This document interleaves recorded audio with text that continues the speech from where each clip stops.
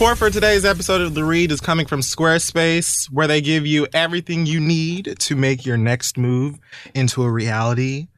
Whether it's a portfolio to showcase your work, or if you are trying to sell weed grinders or titty harnesses or one of these other IG scams, then make your way over to Squarespace, where they are ready with beautifully designed templates, customizable features, and more that make building your website a simple and intuitive process. Start your free trial today at squarespace.com and enter offer code READ to get 10% off your first purchase. Shout out to them. Let's move on. Hey guys, this week's episode is also brought to you by Curly Clips. You can add length and volume to your curls in just minutes by using Curly Clips. They are clip-in extensions for natural hair. I love them so much. I wore mine all the time at the Emmys and just throughout the year. Anytime I want to switch up my hair, I love them so much. They've got new products like the ponytail fro and the afro pup that only take a minute to snap in and are perfect for when you're in a hurry. Curly Clips just donated $1,000 to the Flint Child Health and Development Fund, which makes me feel even better about supporting them. So visit curlyclips.com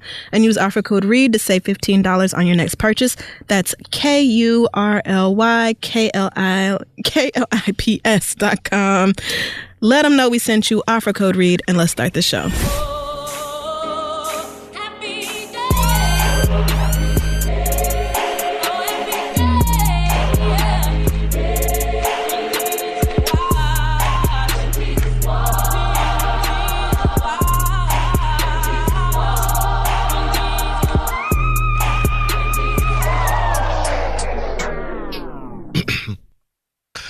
I want to end it all. Let me splatter.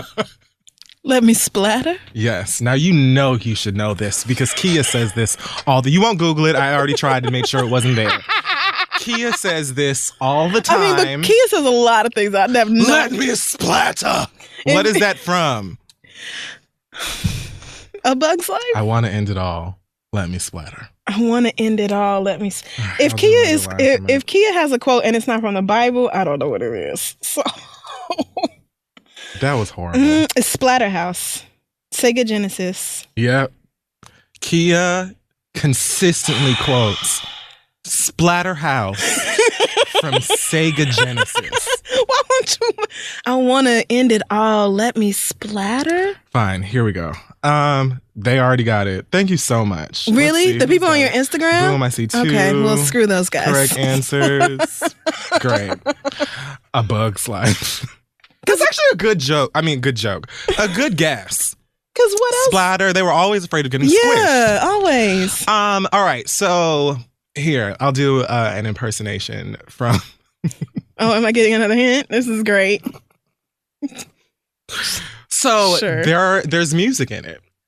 So it's a musical. Yes. And this is one of my favorite parts from one of my favorite songs. Is it songs. A Tyler Perry show? Oh, no, never mind. Just kidding. Wow, fix your face. Wait, so it's a... Here's an impersonation from my favorite part of one of the best songs or most iconic songs from the film. Okay. Now, pay attention or you'll miss it. No, I'm listening. Oh! Nigga, are you serious? That's what you gave me? And oh! I do that all the time. Okay. The Muses?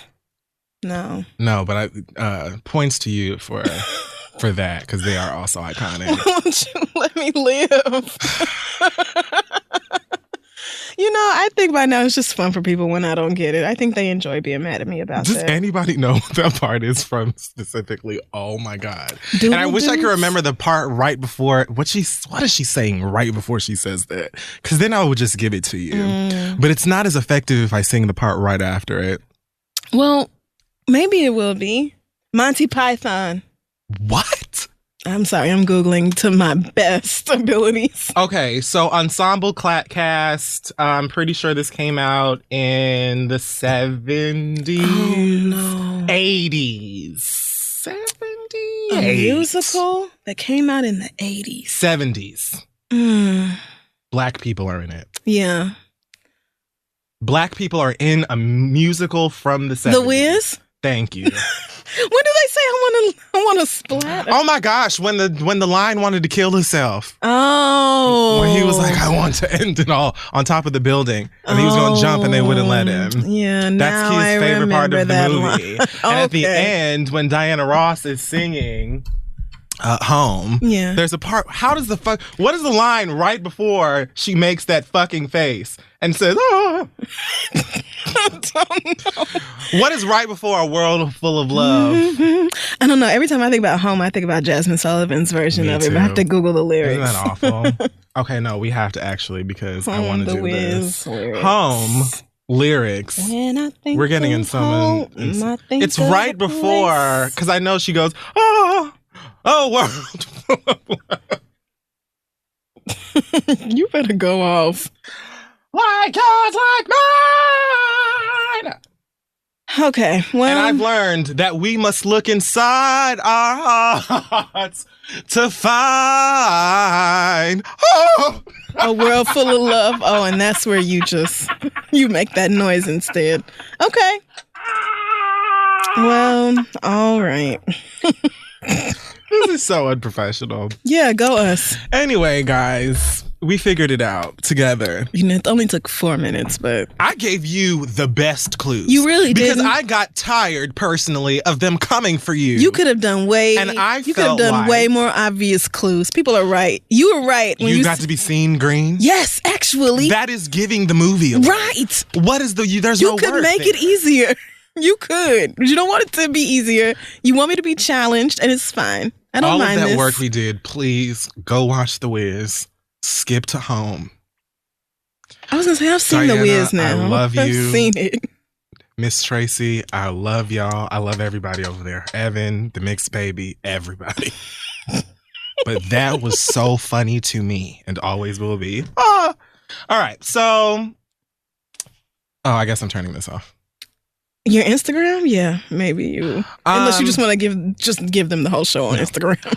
So this week in Black Excellence, we're bringing back Mosiah Bridges.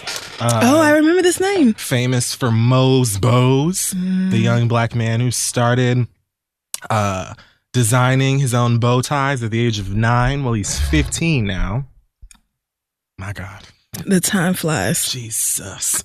And he just signed a 7-figure deal with the NBA, giving his company the right to use their logos on their custom designed bow ties. It says here on CBS News that he also plans to supply bow ties to every team in the NBA. Wow. His mom is a single mom, and I love this quote from her. It says, "It feels really good. What's even more important to me is that he's defying the odds of what a fashion designer looks like. He's been in Neiman Marcus and in Bloomingdale's with all these designers who are older white men. Mo, a young African-American man from Memphis, Tennessee, is doing amazing things at 15 years old." So, shout out to you, Mo. We don't always do like recaps and things of Black Excellence because, like I said, I'm sure I've done him already, but this was great. It's great to see not only where things start or where they have been starting when, you get to the coverage of it and stuff, but also little updates because Mo wasn't like, I just came here to play and do like one little article. I actually I'm here with the business, right? So he said Russell Westbrook is his NBA style icon. I love that. So Google's Russell. Wow, really? Okay. I know who he is. I don't know anything. You don't know anything about the things he wears to games and then in the post game presses. Okay, don't do this. I do now. Yeah, it's a very widely discussed topic. So if Mo says Russell is his favorite, then it shall be, and it is. Russell takes risks. He does. Russell wears tight pants, short pants, mixes prints. Fashion. Florals and stripes, why not? Well, yes, I'm really excited about this. I think that it's dope, and the bow ties are actually really lavish and fantastic. So only up from here. Can't wait to see what happens next. Designing Oprah's wardrobe or sky's the limit. You know, the next Ocean's 13 or whatever. I don't know, something fancy. Doing whatever bow ties Kingsman. for Jay-Z and Sir's first like father-son photo shoot or whatever. You know, you could really do anything. So young. Congratulations. Speaking of that magic, I guess we can't really put this in Sick Sad World because this is a great thing. Okay. Beyonce waited until right after we did the show. Oh my God. And in the middle of the black ass night. She did. At like 1 a.m. to post lovely, well, one photo. One lovely, extravagant. It's kind of like you don't care about Pokemon, but you've got like Charmander. I know Pokemon. And then Charmander. Eventually they evolve into a bigger, greater, more awesome. Like this is the evolved form of the pregnancy announcement photo. Yes, with the floral wall and the arch and all that. Yeah. This is that in its final form. And first of all, I'll give you a little Sophia Petrillo. Picture it. July 14th, 2017. Harlem. It was a dark night. It was. It was humid. I just happened to be on Instagram scrolling and I saw this picture and I looked up at who posted it and it said Beyonce. And then I was like, surely the bitch just posted this because I'm so used to people seeing Beyonce do anything and then coming to me immediately. I can't think of the last time that Beyonce did something so amazing and I got it right from her and not from a friend of mine or one of my followers or somebody else. So the fact that I got to see it the way it was meant to be seen from the source, I was like, when did she... I looked down, the shit said 9 minutes. That's how blessed I was. You were on Instagram. The only thing, it really felt like I got it in my iMessage. The only thing that really would have been better than this is if she would have laminated the photo and sent it to me in like a gold envelope. Okay.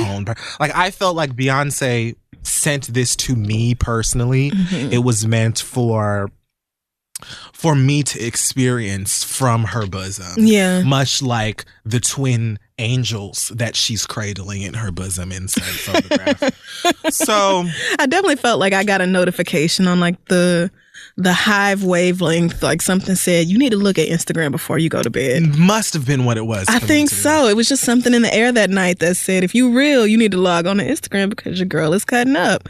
And here Beyonce, she is. Okay, so Spider-Man has spidey senses. These are Bisaye senses. Well, you know, I felt like me and Beyonce are operating, you know, on a subconscious level, just communication with one another. Like, it's really been happening. Do the work. Yeah, you know, and so these kids, I mean, the thing about Beyonce is everything about her pregnancy seems to really irritate white women. And so I knew as soon as I saw Beyonce just standing there looking like badass bitch mother of the earth, just cradling these two babies like it ain't nothing, that white women would be pressed about it. And they were. White women, and they think, why. Beyonce, why do you have to set such a high standard? Beyonce makes moms look too glamorous, and she just had twins a month ago. For the last time, Beyonce is not your regular ass, dusty ass self. You could sit in your H&M clothes and eat chocolate all day and have breast milk and throw up and poop stains all over you because you are a regular ass mom. Beyonce is not. So just let her be different and better. But anything to hate on these kids. Know, exactly. If she would have been like, anything. If she would have took that photo in like a garage with them kids in her lap and a solo cup in her left hand. Oh Lord. Been like so excited. The girls really, have been Beyonce? Like, really? This is what you're doing? This is how you celebrate the gift and the miracle of motherhood? Beyonce doesn't care about motherhood. Beyonce's just using these twins. It would have been, no matter what she does, y'all would have been mad about it. So whatever, let her live. So Sir Carter and Rumi, 1 month today is what she posted. So I felt like that caption was to let us know that you will refer to this child as Sir Carter. There's no Sir. It's Rumi and it is Sir Carter. It's not Rumi and Sir Carter. It's not Sir and Rumi Carter. It is Sir Carter. So Rumi is... And Rumi. What is it when you're only known by one name? Eponymous? Is that what Rumi is? Rumi Don't is do like, this to me right now. I am Rumi. No Carter necessary. No middle name. Just, it is I. I am Rumi. People just started calling Blue and not Blue Ivy. And a lot of people still say Blue Ivy. I think I do. I think we probably do back and forth. Sometimes it's Blue, sometimes it's Blue Ivy. This child's name is Sir Carter. And this caption to me was to let you know that you will be calling him Sir Carter. Yes. I will be calling him Lil Boy if you don't put that shit down. But you will refer to my child. This is royal title. Yeah. I live. I do too. I mean, Beyonce really does no wrong as far as I'm concerned, but just the whole... I think I was just so overwhelmed with gratitude because you didn't have to do it so soon. I didn't think she would. I'm thinking it'll be Christmas, bitch, and we gonna get like the twins crawling around or some shit like, Merry Christmas from the Carters. Excited. Things are crazy over here, but yeah, that's my girl. Anything she wants to do, anything she does, I'm fully behind it and for it. So, or what's way more likely is that she's just Beyonceing it, which is that she had always had the plan that she was going to do this pregnancy announcement this way and that it was going to turn into... So she came around and was like, all right, it's been a month. This has been loads of fun. All right, now phase 2. It was way more... I'm sure it had a lot less to do with like, okay, you guys can have it now. You girls can go ahead. All right. And more so like... This is what I plan to do the whole time. Yeah. And I don't really care if y'all see these pictures. Right, I was going to say, I don't think she's making decisions based off like whether the hive is thirsty or desperate for information from her. Us. Right. No. What if Beyonce gave a shit about us, she would be giving notice when she went on tour or dropped albums or anything like that. She don't give a fuck about how we feel, but you just didn't have to share anything, Queen. Right. You didn't have to give us one thing. Anything and so just seeing their little brown selves and they're so small, and I'm like, Lord, if they are a month old, that means they were even. Unless do you think that is a newborn picture or that is they're a month old picture? Which I doubt a month old is still a newborn, but around the time that she posted it, I'm sure she took it. Yeah. Probably maybe a few weeks after. I don't know how much infants grow in like a month, but I know 3 months is when they start to look like people. 3 months is usually when I think that infants are no longer ugly. Although I would never say that or think that about Beyonce's children. That was the nicest way of me saying that. Yeah, it's something about the uterine juice and all that. Everything fills out and smooths out and it goes to... 3 months is when I can look at a baby and be like, you look like this person or that person or wherever else. When babies come out and they're like a fresh 3 hours old and niggas be like, you look just like your daddy. I'm like, they look just like a raisin. Like there's nothing. One of them looks just like they daddy. Though. No, one of these, the one closest to the right is a little tiny that is Jay-Z, right? Absolutely. I said the same thing. But I mean, how you can't, those genetics are, you can see them from a mile. Right. I mean, Blue looks so much like her daddy too. Right. So I'm just happy for her, man. Happy for them. It seems like Beyonce's in the place, where she's happy and doing the things she wants to do. So whatever the queen wants, I'm for.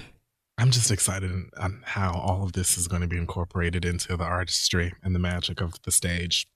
Because I just know it's going to be so extra. You hated on uteruses over deuteruses, but I feel like Blue and Rumi they're gonna come through with some real flames, some real fire for y'all's black asses.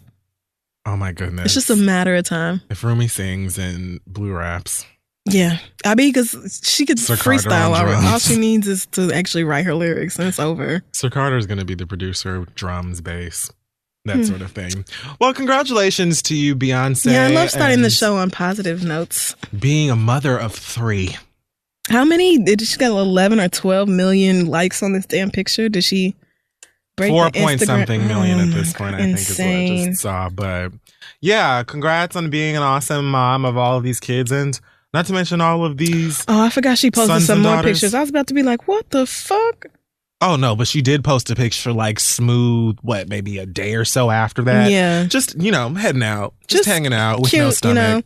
Just being me again. I mean, right. Like you had twins a month ago. You look like you were a 6. Had an F350 in your belly. And now, just, 9.7 million likes on the picture of these kids. A month later, no stomach. Wow. They are so cute. Their little brown faces. I don't know why I clicked back on it again. So where did she get this big purple and blue thing? Where can I find one of those? I forgot who it. I saw who the name makes of the that. designer. Too. That is gorgeous. I don't know. And her little matching blue panties. I'm so for this. All right. Anyway, have fun with that, girl. So in the actual Sick Sad world, there may still be good news in here, but not good news. I kind of doubt that. Right. So let's start with as good as it's gonna get. First of all, Kim Zolciak is officially coming back to Real Housewives of Atlanta, but maybe not full time. Here's the caption she posted. Finally, after many months of negotiations, I'm happy and excited to confirm that as of today, my deal is done. I'm coming to play with the ladies over at Housewives of Atlanta. However, since you've all made my own show such a huge success, really didn't know it was still on. I've decided to continue to carry that instead of carrying a peach. See you soon, bitches. # can't wait. 2 shows, same network. Blessed. See you at least half the season and more than a friend, less than full time. So this seems like she couldn't get a peach or just didn't want to because her Don't Be Tardy show is just... So Don't Be Tardy is still on the air? I guess. I thought it was just wedding specials. So somebody really follows around Kim and our kids.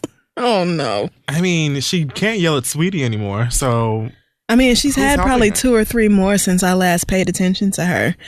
I get what she's saying. I think this is good for both Kim and viewers of Real Housewives of Atlanta. Yes. Like, obviously, you need the money. I think her man is out of the NFL or hasn't been signed to another team or whatever yet. But also, it's good for you to be around enough to stir up some shit and then go the fuck away. Like, no storyline, no dedicated screen time.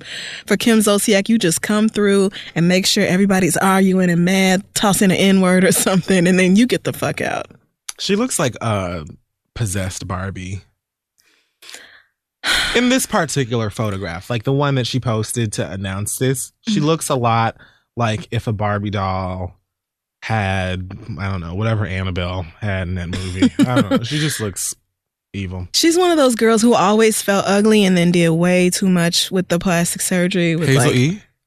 Okay. Well, yes, actually. Great example. But did way too much with the face, the hair, the titties, all of it. Too much makeup, just excess all over the place. Wait, but Farrah Abraham? Why is it that examples just float so freely to the top? It's like all these girls. It's the same formula, but whatever, Kim. Also, new things coming to television for Mariah Carey. Mariah Carey's... Tell me You're not laughing at what... We're gonna get there. Like how I said Mariah Carey, and I knew you were going to laugh at that before I even got to the story. This isn't even what we're going to talk about. Because Mariah's goals.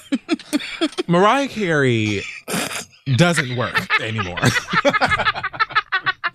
And by doesn't work, I mean she doesn't try. She doesn't work and her limbs don't work either. She just shows up. She shows up, she makes sure that they, got her stockings on. And I gotta watch this video. Waved that hair out. So Mariah's coming to TV, okay. Well, not necessarily. Oh, a show, a scripted drama based on her life coming up as a biracial 19-year-old, a 16-year-old, I'm sorry, aspiring singer-songwriter in 86 New York City. That sounds fun. Written by Nina Coleman of Mahogany. The Cards? What? I'm assuming the film. Oh, of course. Not the Hallmark imprint. I was like, wow, so that might actually be pretty good. The cards are thoughtful. I don't know. I mean, good. Those are some pretty good cards. I'm just saying. So this is in development over at Stars. Side note, you need to be watching Power. Well, I already watched your Thrones, so... Well, at least Power's got less blood. I mean, not a whole... Well, yes, actually a whole lot less. There's still some violent moments, but you can definitely handle Power. It's so good. Okay, well, maybe I will then. Now, don't let the acting... don't let the acting put you off. Don't let that deter me. Yeah, no.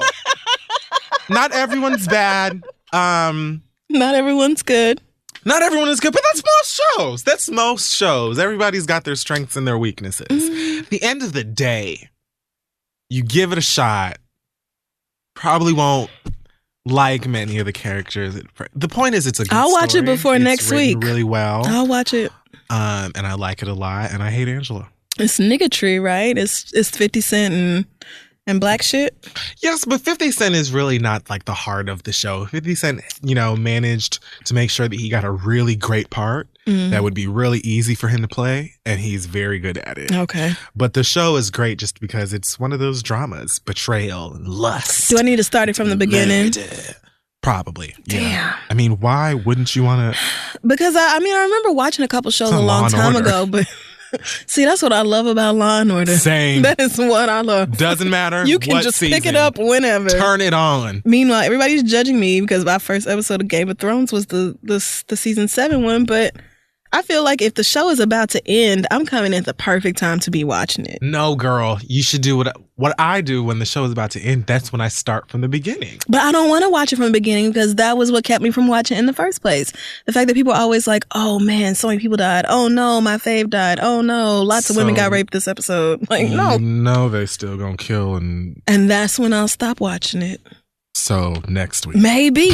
But everybody said, you ain't gonna make it through the whole first episode. But I did. Nothing really because too bad luckily happened. for you, nothing crazy happened this episode. And I imagine that means that they're gonna go insane soon. Because I don't even think this is a full 10 episodes this season. Winter is coming, nigga. Winter's here. fucking here. Winter is here.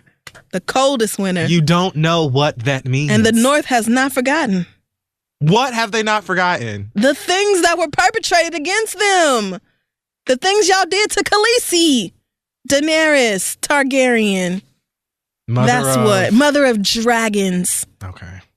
Yes, I do know that part. 7 episodes. Because Jay-Z bought Beyonce a dragon egg. That's why I know that. I told you ages ago that this is her favorite show. Yeah, and so that's why I thought maybe I should get into it. But maybe Beyonce has an iron stomach, and I just can't do it. I love that Beyonce loves that show. Iron Thrones. Episode 3 is called The Queen's Justice. So I don't know what that's going to be. I don't know. Is Cersei a queen? Cersei? Who? Cersei? Cersei. Is she a queen? Cersei is a queen. Cersei's a queen. Maybe it's her revenge. But Khaleesi is too, right? So maybe so maybe it's hers.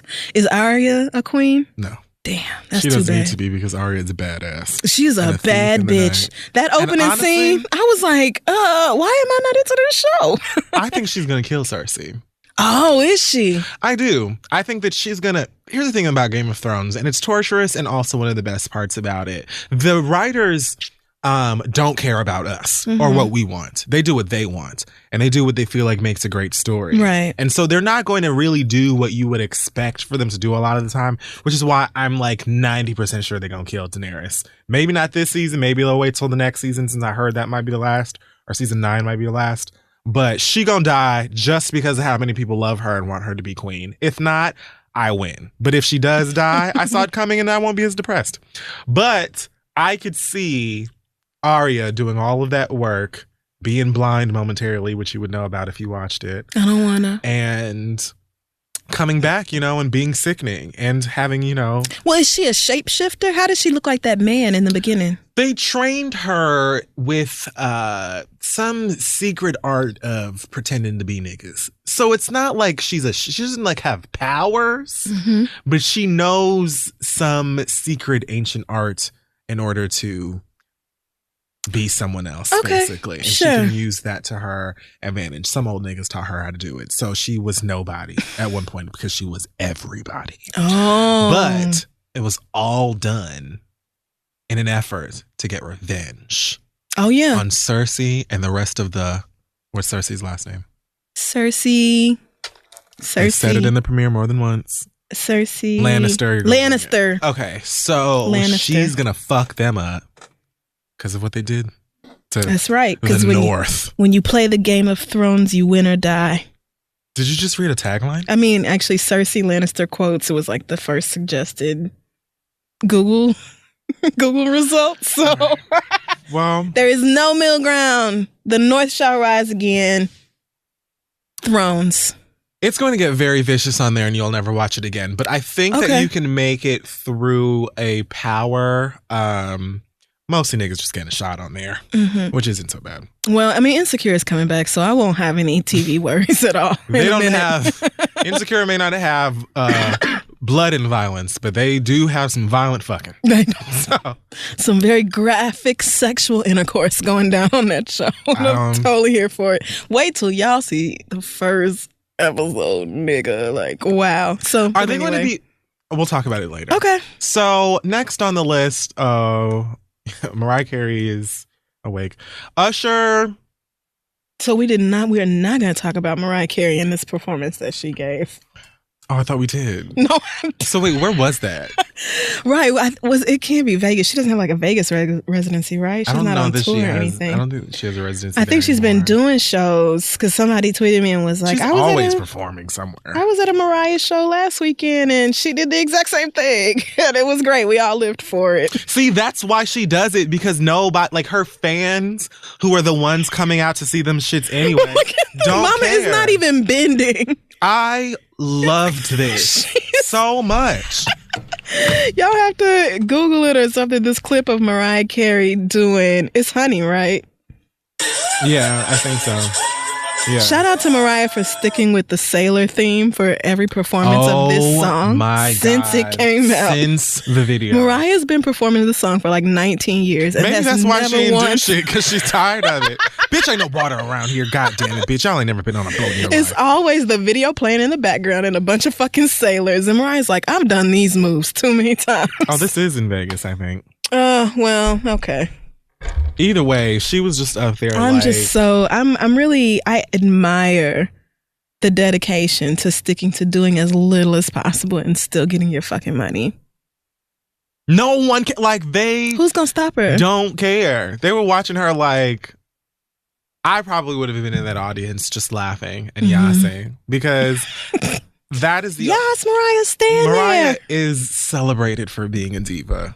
What is more diva than being up on stage acting like you don't care about being there? That's true. What is more diva than just being like, I know y'all paid to see a show? While men literally sweat their eyebrows off and lift you up off of them. And you just laid there and gave like a smile, and then they picked you right back. Like, these niggas are like out there dedicated. She did nothing. Dying. She did nothing. I love it. Popping blood vessels, dancing so fucking I really hard. just want to. I want to get there. I want to get to that place in my life.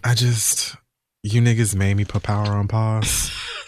And just couldn't let me finish the last 15 minutes. Me and Monroe were braiding our My Little Pony hair, and then y'all was like, Mariah, your show. And I was like, okay, girl. And so here I am. She really was just like, there's a million more things I could be doing than performing for you people, but thanks for the check. Who doesn't want to be there in life? What a woman. Usher Raymond. Yikes. He's having a week. You know what? Did you say leak?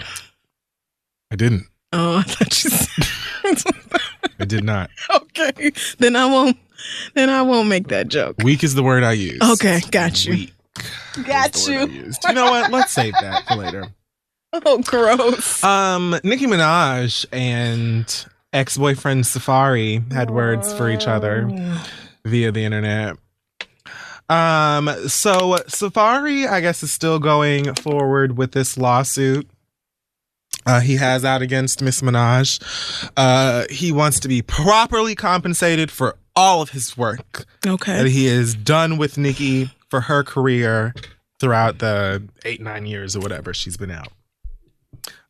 Nicki Minaj said, fuck that, apparently. Suck a big dick. And I'm not doing it. Stay on my face. Don't call me again. Paraphrasing. It's my money. and I need it now. But I need to keep it. So one of her old rap affiliates, 7 Up, a nigga from Brooklyn or Queens. Okay. I guess it would make more sense if he were from Queens, and he used to be in the group Hood Stars. That Nope. Nope. No idea where that's from. Okay. I mean, I don't really know. They had like a couple of songs and videos and stuff, but I never had heard of Hood Stars before I heard of Nicki. I just knew who they were because she used to be in that group. So he had been doing some videos with Vlad TV. And in one of the recent ones, he pulled out some letters that he says are allegedly from Safari, when he writing him when he was locked up. And Safari basically thanked him in these letters for all of his work as Safari's writer. This is Lou Star or 7 Up? 7 Up. Got you. So who? I googled the group real quick. I don't know who that other one was. Lou Star. He has the S in Lou Star is a $sign. What else would it be? Of course it is. I just want to make sure. I'm surprised this 7 isn't a damn $sign somehow. Oh, but I'm not surprised it is a 7. 7 even up. That's a given. Why wouldn't it just be? You know what? Never mind. Who am I to question? Because an S doesn't actually do that. Like, it's not even almost. But that's what, right? Like a 7. If I was just to look at this, I would be like 7. I mean, I know niggas, so, 7 right. Up, but it is not. You know what? Creativity. Let people. It's better than XXX Tentation. Who is that? Who is XXX Tentation? Temptation. What? Triple X Tinashe. I don't know. Listen, these kids got to do better. I hate that one. I hate that one. I just don't know what the fuck you trying to say to me. I hate that one. I remember when my friend told me about Lil Uzi Vert for the first time, like maybe 2 sweet heats ago. And I was like, God bless you. What were you talking about? Keep that from me. Nigga, Gesundheit. Are you all right? Girl, are you sick? You need some. Little Uzi Vert. I'm so confused. Oh, sorry. I thought you were sneezing. Right. Could you rephrase? Oh, you need a tissue. All right. So some Sudafed, something. So he posts this video. I mean, he does this interview with Vlad. He's talking about how he was basically Safari's ghostwriter, and he has proof in these letters or whatever that he pulls out. Okay. And then he posts it on his Instagram, of course. Here's the caption. #exposed. Oh, Lord. #Safari letter asking me to write for him. He never wrote for Nicki Minaj. The proof is in the pudding. Laughing emojis. Nicki Minaj, I'm done with this clown. Safari, he should have never opened his mouth. Again, silence. Happy Mother's Day. The hashtags and the ads do weird things for me when I'm reading. I might be like, I'm sure I'm a little dyslexic. Well, that's okay. But do your best. Because I don't know if it's like starting or stopping, and then you also like... I mean, is it you or is it the way the nigga wrote it? It's a mixture of both. Okay. Anyway, he should have never opened his mouth. Again, silence. Happy Mother's Day, girly. All right. Drop the lawsuits and live your life. Pop a bottle to that Vlad TV. Thanks for the look. So under this photo, Nicki Minaj posts the following comments. She likes the picture. Of course. And says... he can throw dirt on a woman who took care of him, but won't respond to you like a man, huh? Niggas only know how to say my name for a little extra airtime, but never respond to grown men. They won't put up this interview on the blogs because they don't fuck with Vlad. Laugh emojis. Since when do blogs not fuck with Vlad? I've seen that name so many times I thought it was VLAD. So you thought it was VLAD? Remember that time? I think it was a live show and everybody was like, wrong name. I do remember that because I remember the whole audience was like, fuck is wrong with you? I said, bitch, she has a show on loudspeakers. Yeah, you didn't have to bring that part back up. Thank you so much for rubbing it in, friend. I mean, I'm saying, like, I've never known that person's show to be like ignored or anything like that. He's more known for the interviews than he is for like himself.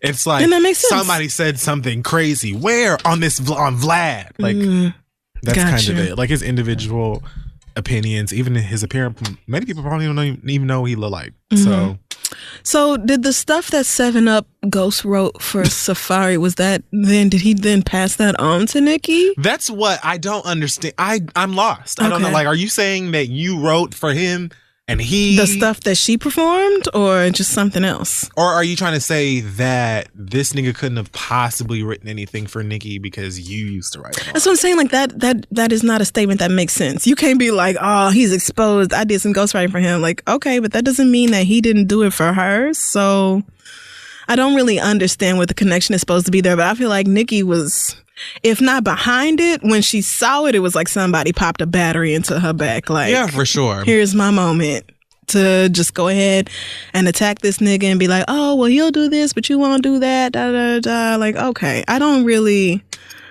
sure she's still in contact with this young man. I'm sure she pays a couple of little bills for him or something, I would just assume. And I think it's interesting that this same guy not too long ago was also on Vlad's show talking about how he robbed a nigga one time and Nicki Minaj was the getaway driver. Oh, that was him. I remember hearing about that. I don't think she said anything about that. Right. So this is just double tapped. Right. Left a comment. I don't think she mentioned that at all because why would you? But this, oh yes, absolutely. I've got so much to say now. Mm-hmm. Safari responded on Twitter by saying, I don't need you for airtime. I'm on VH1. Because you're her ex. So you kind of do. And a coconut oil connoisseur. Oh, in case I got the game fucked up. You right. Working with such aspiring legends like Chanel West Coast. And, I forgot you was doing big shit. Hazel E. And what's her name? The other one who is a little bit prettier, but not really. She looks real plastic. Miss Nikki, baby? Yes, her. Miss Nikki, baby. I don't need you for every time I'm on VH1. Plus, they just started reruns and the new season about to start, so I think my airtime will be fine. This is so sad. Oh, I'm in syndication. I got my own and don't need nobody for shout outs or a platform. I'm good. Now off to this photo shoot. Photo shoot spelled with an F instead of a P. Photo shoot. Fit to New York, then Jamaica. Locals be quiet. Okay. And I guess that was this is stupid. I think the whole ghostwriter conversation, like I said, is still dumb. Oh, there's more. I mean, does anybody really think Nicki wrote every single last one of her lyrics? I don't get the argument behind this. That's what I'm saying. They're not even particularly great lyrics, right? but it's like the whole point of having a ghostwriter is having someone who will write stuff for you and nobody knows that. So most of the time you won't have anything to back up what you're saying anyway. So if someone even comes out and was like, oh yeah, I used to write for Nicki Minaj, I used to write for Drake, I used to write for Kendrick Lamar or whatever, or I do, or if you don't, like, how are you going? It's all going to be hearsay.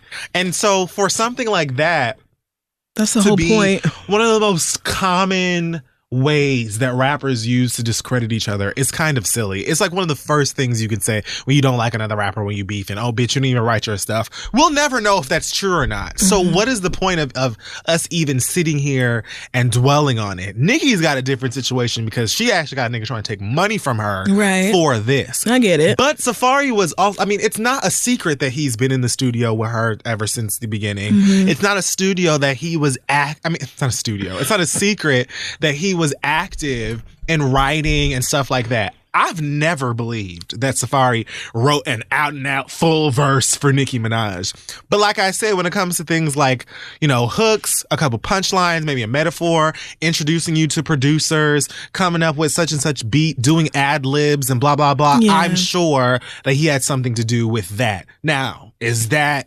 worth whatever money it is he's trying to get from you? Only a judge can decide that.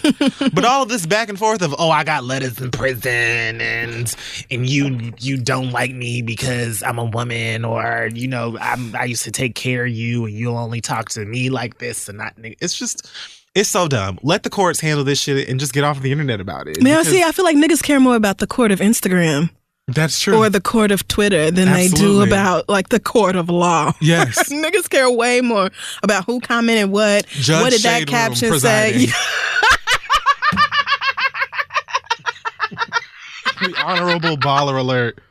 I hate you. Like, Girl, let the white people who you pay to take care of this take care of it. I don't have nothing to say on the internet about that. My lawyers got that. That ain't none of y'all business. Don't sit up here now and try and act like Safari never did anything for you. I doubt he wrote like whatever your best verses are, probably a lot of your worst. He didn't have anything to do with penning any of it. Right. But I'm sure he was active in something when it comes to, you know, developing the creative side of your solo projects and probably some guest stuff too. So at this point, it's about whether or not I should pay you for that. Right. I think it's just a question of how much money. Right. He's probably going to get less than what he wants, but certainly more than what she would like to give. Less than whatever it is he wants. I mean, also that, because, you know, niggas. And I don't really know who wrote what.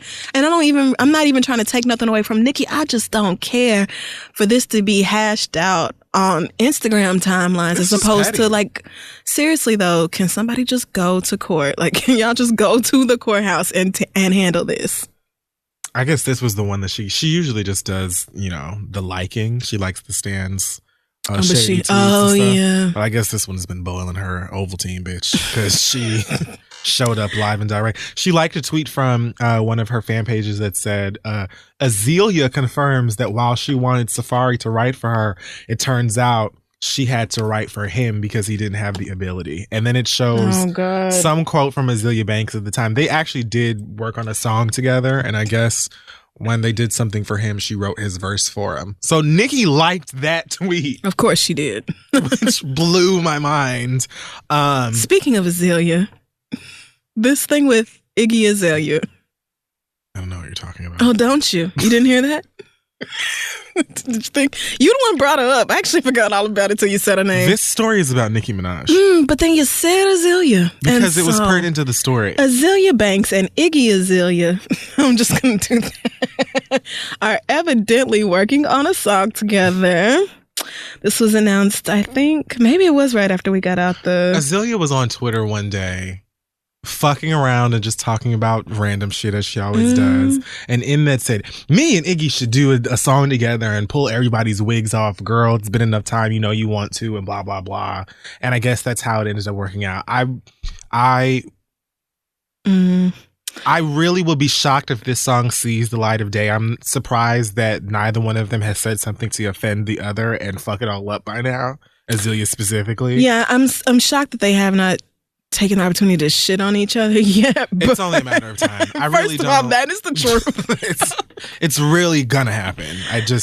Secondly, Digital Distortion might be the worst album name I have ever fucking heard. It's Iggy Azalea. I mean, why would you call your album Digital Distortion? Do you know what distortion sounds like? Hey, everybody, just want you to know when you press play on my record, it's going to be a bunch of distorted bullshit, like digitally, track after track that you don't want to hear. Distortion there's nothing about that is appealing. I don't know what she was thinking about, but they both, need it. What would have anybody, if there's a song by Azealia Banks or Iggy Azalea, two artists that a lot of people would probably never take the time out of their day to actually go and listen to. Yeah. What would make them listen to each other besides actually... Now, don't do 212. What would make them actually play it besides these two being the one? Like, I think a lot of people, even motherfuckers who hate them, will go and listen to this song just to hear what it sounds like. Buy it? Maybe not. Probably not. No, definitely not. But it's not going to be on the album either, so... I want to hear Azalea's part. I still like her as a rapper. I don't really care what comes out of Iggy Azalea's mouth. No shade. So. Apparently, she started a podcast, but then she deleted the episode already. Who? Azealia. Oh. She just uploaded it, Sounds right. But it's gone. Bruja Del Bloque. I think that's her name on SoundCloud or something. Well, she uploaded it, but it's gone from SoundCloud now. So probably for the best, honestly. Probably so. The less that she said, it's just she just the be less you say, fighting to just expel all of these opinions and just say the first thing that comes to her mind all the time. We never. I like it. Nice and silent, a couple of little kikis here and there, maybe just harmless ones. Put out a song and do your best from here on out, girl. That's how I feel about her. Keep it on the lowest of lows. Iggy, I don't care what you do. If you I really don't care. If Azealia feels it in her spirit to say something disparaging about another artist or another black woman or whatever, she should just really take that time to log the fuck off and not do it. Like, I feel like for a while there, it was nonstop fuck ups on Azealia Banks' part, and 98% of it could have been alleviated had she just not been on the internet. She be high and just who don't be high though? But who don't be high though? So, she's just like... I love when you mouth things. You're such a bitch. No, you know why? Because people be like, Crystal laugh is too much. Crystal be laughing all hard. She don't even be that funny. You niggas don't understand because I be sitting here looking at this fool's face. Every week is, oh my gosh, Crystal's laugh. I love it so much. No, people say... I've never seen anyone say that, why would they tell you that? Oh, crazy. No, because it's me whose laugh is getting all their nerves. They be like, you be laughing at nothing. Like, no, look at this fool's face, which y'all can't see, obviously, but he be in here making the craziest facial expressions. Anyway. Mouthing shit. What I was saying was... See, you're not gonna get me. Yeah, no, she just... I understand and I feel like you should be able to say what you want to, and I actually admired the fact that she was like, I'm gonna do whatever I want to as an artist, and I'm just gonna go full forth with my music thing, but I also don't want to be tied down into like the industry way of don't talk about your peers, or you can't say this, or I can't say I don't like that song, or I can't say I don't feel this artist. But then it was like, okay, when you calling people slurs, are you just saying stuff out of absolutely nowhere? Telling a 12-year-old she need to get her titties done or whatever. And a lot of this is you like rebelling because people have, look at you as this like villainous, wild, crazy little girl that don't nobody care about. And so rather than kicking back and be like, I'm gonna show y'all bitches that I can, you think that I'm just a loose cannon and stuff? I'm gonna watch. I'll show you, hoes. I'll show you. I'm pulling it together. Now what? And I'm gonna be shady in my group chat on you bitches still. And as soon as I win a Grammy or some other award, I'm gonna go up there and I'm gonna point at every bitch I hate and I'm gonna say how I feel about them then. But until then, I'm gonna be quiet and classy. And you girls can't take it. Like, I hate making people feel like, when they have like negative opinions about me, unless it's just something I can't control, I hate like making people feel like, yeah, I knew it. I saw that shit coming. Or, yeah, so like you. Like, I just like to keep people on their toes. No, nigga, you don't know what's like me. You don't know what's coming. I'm unpredictable. That's right, bitch. You can't track my moves, ho. You can't predict where I'm going. I enjoy her being, quite silent because I still really like her music, but I'm sitting waiting for the day this song is done or comes out or whatever, and she's like, Iggy Azalea is a fake ass bitch. She'll never be Trina. And the only reason I did the song in the first place, bitch, is because I try to do a favor for your kangaroo loving ass or something like I see it because that's her. So, do you think they'll go to the studio together, or will it just be no. I sent her the verse? I think she said that Iggy sent her the song and she's going to do it and she's excited about it. And if it ends up coming out and it's a good thing for both of them, cool for her, for Azealia, because again, I like her music. Yeah, no, I get it. But I just knowing them and all that has been said between the two of them, I just won't be surprised even if the song gets done. This little truce. Just not even like a real genuine either, bitch. It was more so like, both of them were like, we might as well do a song together. We ain't doing shit else. Niggas is mad at both of us. We might as well come together. Right. So if the song's cute, but yeah, we'll see. Not waiting with bated breath. Yeah, I was gonna say I don't have high expectations for this. So at all, but good luck with that. Sure. Last but not least. Oh no, that's not even last or but not least. I was gonna say, is it Usher and the leaky dick? Us to talk about Usher, but we still have to talk about the other bitch. So Usher, so he's not even being sued. He allegedly paid $1.1 million to settle a lawsuit with a stylist who was also apparently friends, or she was Tamika's bridesmaid, his ex. No, are you serious? Wow, bitch, that's dirty. So she was suing him for knowingly passing herpes onto her. When was this? Was it when he and Tamika were still married? It says on New York Daily News, the documents were published Wednesday by Radar, but they appear to date late 2012. It says he was diagnosed with herpes in either 2009 or 2010, according to the court papers. So not that long ago. Wait. Herpes, it doesn't always clear up. Oh, yeah, no. No, it's a forever thing. Yeah, for sure. Got it. But nonetheless, he had unprotected sex with the claimant without confessing.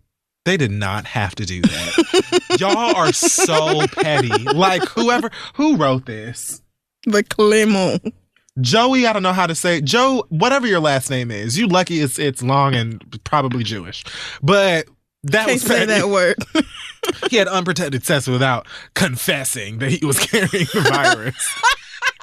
Oh, I like that. No, it's totally genius. That's the type of shit I would do. Me as well. I love it.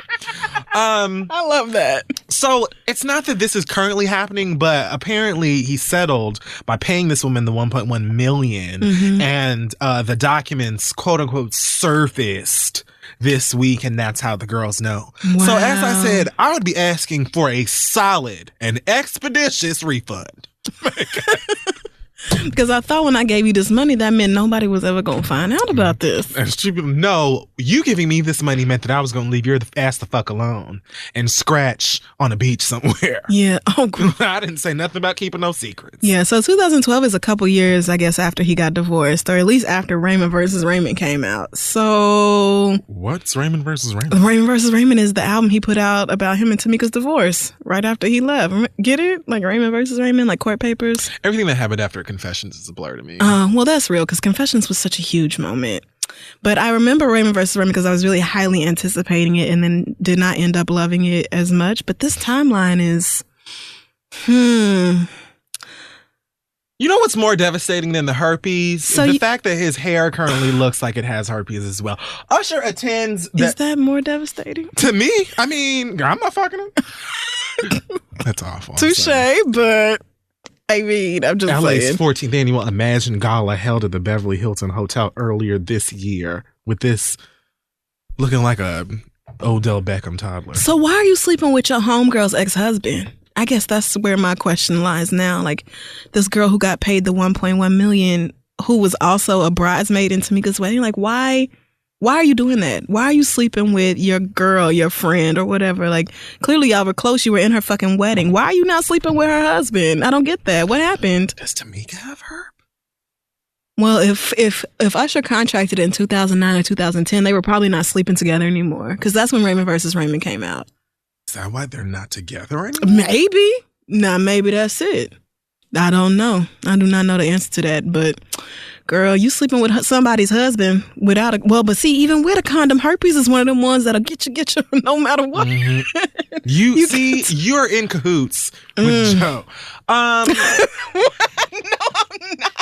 I'm just saying. Herpes is one of those ones you can get even with a condom.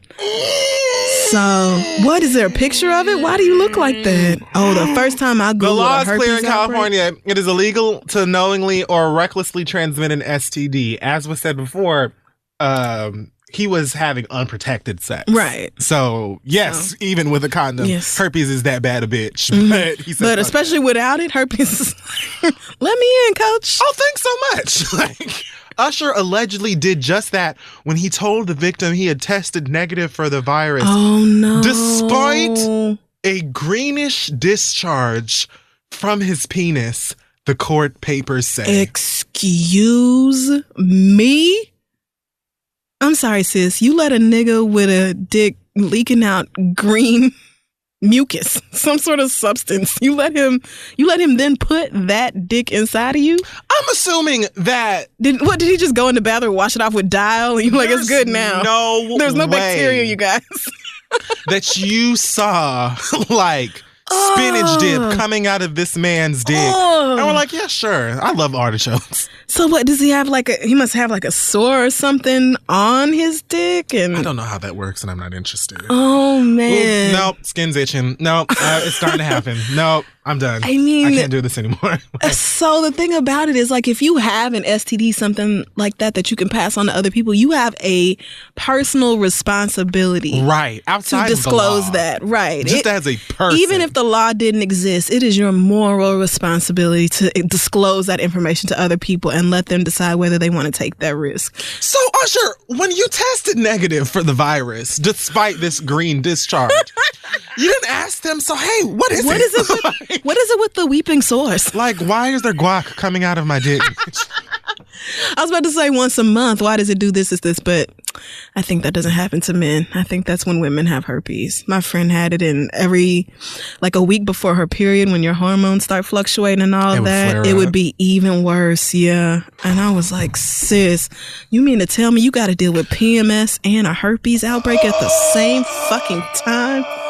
Nah, nigga, pass me my pills. I can't do that. I cannot do that. God bless all the soldiers. Oh, my gosh. Wow, so, that's really irresponsible. That is really fucking irresponsible. Usher's next album will be called Smell and Taste. You are not cute. You make me so mad. Gross. Ugh. I'm disgusted. Green discharge, and you were like, sure. All he gotta do is wipe it off. Green. No big deal. Green. I'm not victim blaming or anything like that. I just have a lot of questions about what happened. I'm done. I don't want to hear no more about it. I mean, were you just like so dazzled by the bright star that is Usher Raymond that you were like, oh, I don't care. Whatever. Little dick cheese ain't never hurt nobody. Ugh. All right. Are we done? We can save the pissed Piper of Oh yeah. Let's just cuss her out together at the end. Yeah, why not? All right. Well, let's take a break. And we are back with a special guest this week. Take two.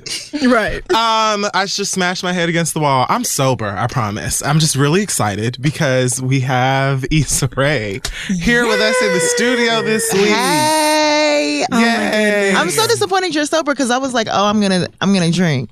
And I forgot to ask. I'm actually not telling the truth, but I did smash my head against the wall, and I felt like so it's gonna be like, girl, put it down. You are sweetheart. A black ass mess. So thanks for coming. Are you kidding? Thank you guys so much for having me. I'm honored to be one of your selected guests. Oh yeah, because there's a process, and everybody doesn't make it. It's kind of like pledging. So what's the fraternity? Sorority. So what's the you know what? Sorority. The sorority. Row now. Now. Okay. Iota. Why Iota? Because I was trying to go for RNI. Real nigga Institution Incorporated. So that's us. It's a family over here. But thanks for coming and being a part of this ghetto shit. I'm so happy to be here. You know I love y'all. I fuck with y'all. You're the best. You're my saving grace. You make me so happy when I am sad. This is too much. You were so nice to us when you got your Webby, was it? No, it was the American BET Black Award Film Festival. Yes, you have so many. You've been nominated for everything. Right. You've been on every red carpet of the trophies. It's just hard to keep track. I meant like you guys obviously have a show, but I just feel like there are certain voices and there are certain people who have expired. And it just feels like you guys should be, you should have your own television show hands down without a doubt. And it's just, it doesn't make sense that you don't. And I'm sure you've gotten offers. I'm sure things are brewing as they should be. But, I just wanted to make that known. I definitely used that as a point of reference for a few reads. Yeah. The accomplished girls have already, marked me and my destiny as greatness. So you've got a little show. No big deal. Little network nobody's ever heard of. I'm hype. It's coming back on Sunday, Oh my God. Are you guys? So I'm beyond excited about Insecure. Of course, me and Fran co-host Insecurity, the official recap podcast. So first of all, thank you so much for giving a black girl a job. Appreciate you for saying yes. But so we've already seen the first episode. Both of y'all? Well, No. Okay. Shit. But I'm not no hater. So. And are you thinking about how on Sunday night niggas is just gonna lose their mind when they see this? I am just anxious that niggas like it. That's it. Oh, like girl. I'm just. That's always where But you I'm saw at. how they acted at the screening. That was amazing. That was an affirmation, but I was also like, those were the homies, kind of. You know what I'm saying? So it's like I'm very excited. I hope niggas do lose their mind. I didn't expect niggas to lose their minds for the finale.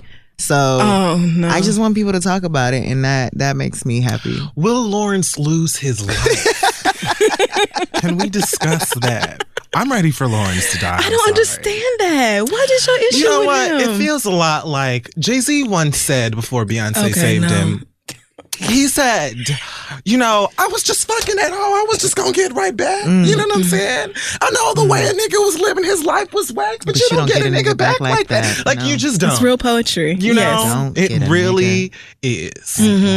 I still feel like Issa, the character, should have just lied and been like, I fucked him a long time ago. Chill out. She's not the best liar. No, she's not that good at that. Clear. She's not really good at it. She was already going to get caught up. Yeah, she knows it. This was the first time cheating. I think cheating experts know, like, you just say. Yeah, you pick up. You laugh it off. You say, what? No. What are you talking about?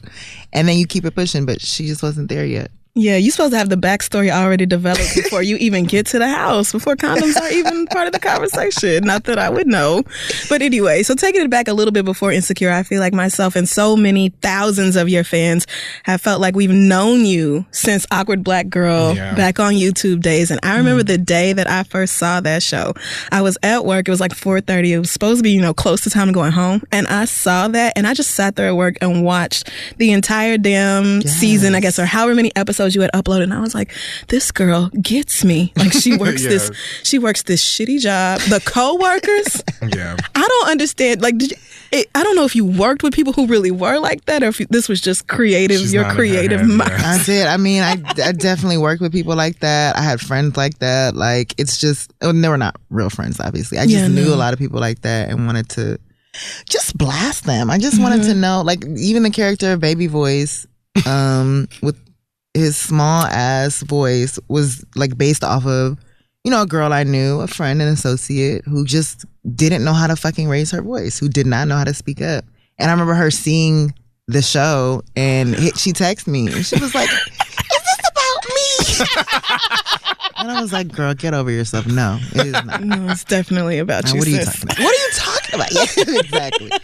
Girl, please chill out. You know how many people I know? Be serious. So I love that so much. And so, the progression from Awkward Black Girl and the book and which you hosted. Yes, I was so blessed and fortunate to host your book release party in Harlem. And now you're a New York Times bestselling author. You've got this show back on HBO. What can you not do? Damn, Issa. Lots of things. I can't dance. I was very impressed by your choreography class that I saw. You were whatever you were taking. That was, I mean, it was. Kid. No, it definitely was. Yeah, but I can't. I wish I follow him on YouTube. It was like a cross between two worlds. But I can't do that. There's a lot of things I can't do. There's so many things. Let's trade. Right? You may have it. And I love dance. But I will take all of those things. Right. I will take your talents. Right. For hit them folks. At any point. So we're swirling back around to a new era. Just like really quick, give the girls the I guess the HBO spiel of where everybody's at this season. And oh yeah, just in terms of where we are picking up. Yeah, like so we know that last season Lawrence left his little raggedy ass Best Buy shirt in the closet like he was somebody. Oh, that was so rude. Whoever thought of that, kudos to that bitch. Like, bitch, we had to beg you to catch your hair and get up. I loved it so much. Anyway, no, it was sickening. No, it was But everything. So that kind of ended horribly. So now Issa is doing what? We're going to come up 3 months later, and we chose 3 months because 3 months is about the time where your friends are sick of hearing about I knew you were going to say Oh that. my God. I knew you were going to say that. Why is that so real? It's like, okay, girl, like either shut up. go back with him or move on. Because I'm tired of hearing about that. That is so. It is autumn. I am 3.5 months into a breakup, and I swear niggas started to get over me about 3 weeks ago. Not me. Okay, well, you don't talk to me about it. Well, that's because I know you just gonna be like, well, wait, can we fight that nigga? Yeah, that's true. That's not what we doing. No, which is admirable, to be honest. No, that's true. But like that's where we decided to pick it up then. Yes, and we pick up with Issa out there venturing into the dating world and deciding like this is what I'm supposed to be doing. So all these characters at the season finale, their worlds were turned upside down. And, you know, obviously Issa cheated and wants to not be that person and is supposed to be out there dating. So that's what she's doing half-heartedly. Molly was told that she was a hot, shitty mess and she needed therapy. And so what do you do when your friends tell you that? You take their advice. And Lawrence obviously got cheated on and is focused on not being the guy who got cheated on. Yeah. And given his situation with Tasha, he's kind of doing what he's supposed to be doing, in air quotes. Man, there's so many things I want to say, but of course I don't want to ruin the season premiere for y'all. I mean, but I'm just know that I wanna because there's just so much there. But can you talk to us a little bit about working with the cast and crew on this new season? Maybe some different approaches you all took from the first season. Oh, new looks at the way that you're telling these stories, that sort of thing. Yeah, I love working with everybody. Just first of all, you know, we call ourselves Three the Hard Way, but Prentice is our showrunner, and Melina is our director, and she's really like a creative director, just because she's so specific about like everything down to the wallpaper, to the pillows, and to how things look, you know. And this season specifically, she was like, "We want to step it up. Like, I want people to know. I want to have like a stamp stylistically. You know, season 1, she was able to kind of have her own imprint.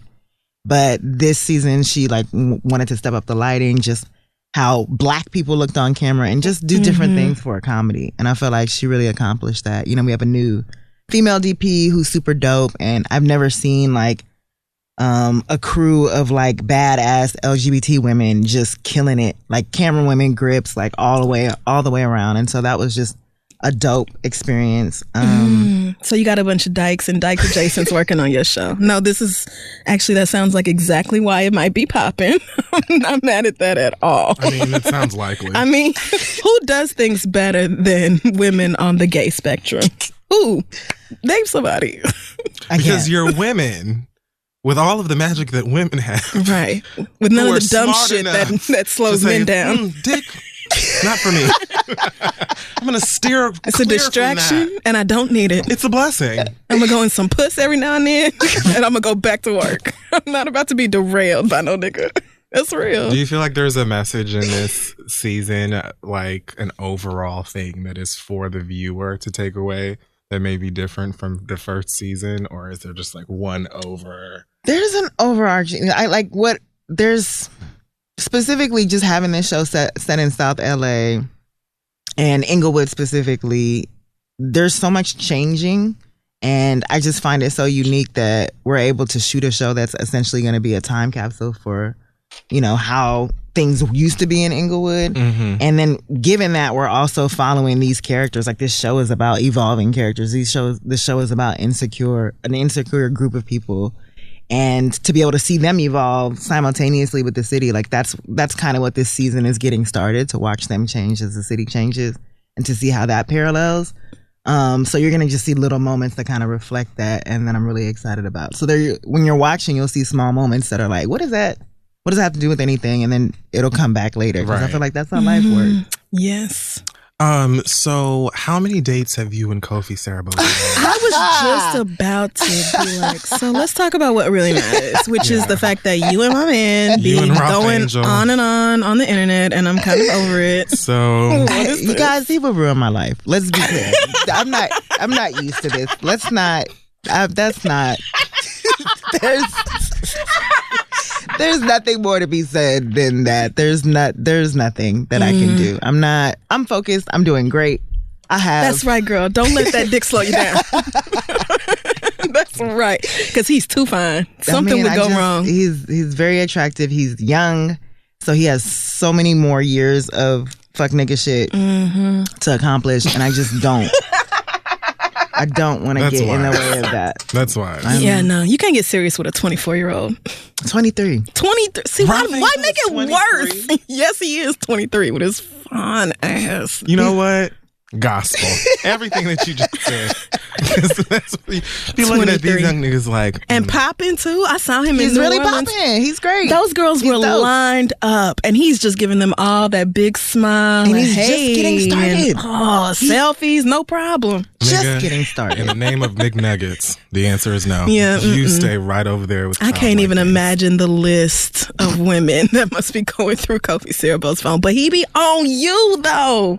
Every picture of you, he be like, yes, babe. That's a lie. I but saw y'all at the okay. girls trip thing. Now he all over you. I'm like, so Issa's really just gonna take my man? Like, she is really... Oh, everybody is your goddamn man. No, Kofi's my man. And if I need to share it with you on the weekends or whatever, on some scissor shit, On that's some fine. scissor But like, shit. he just really...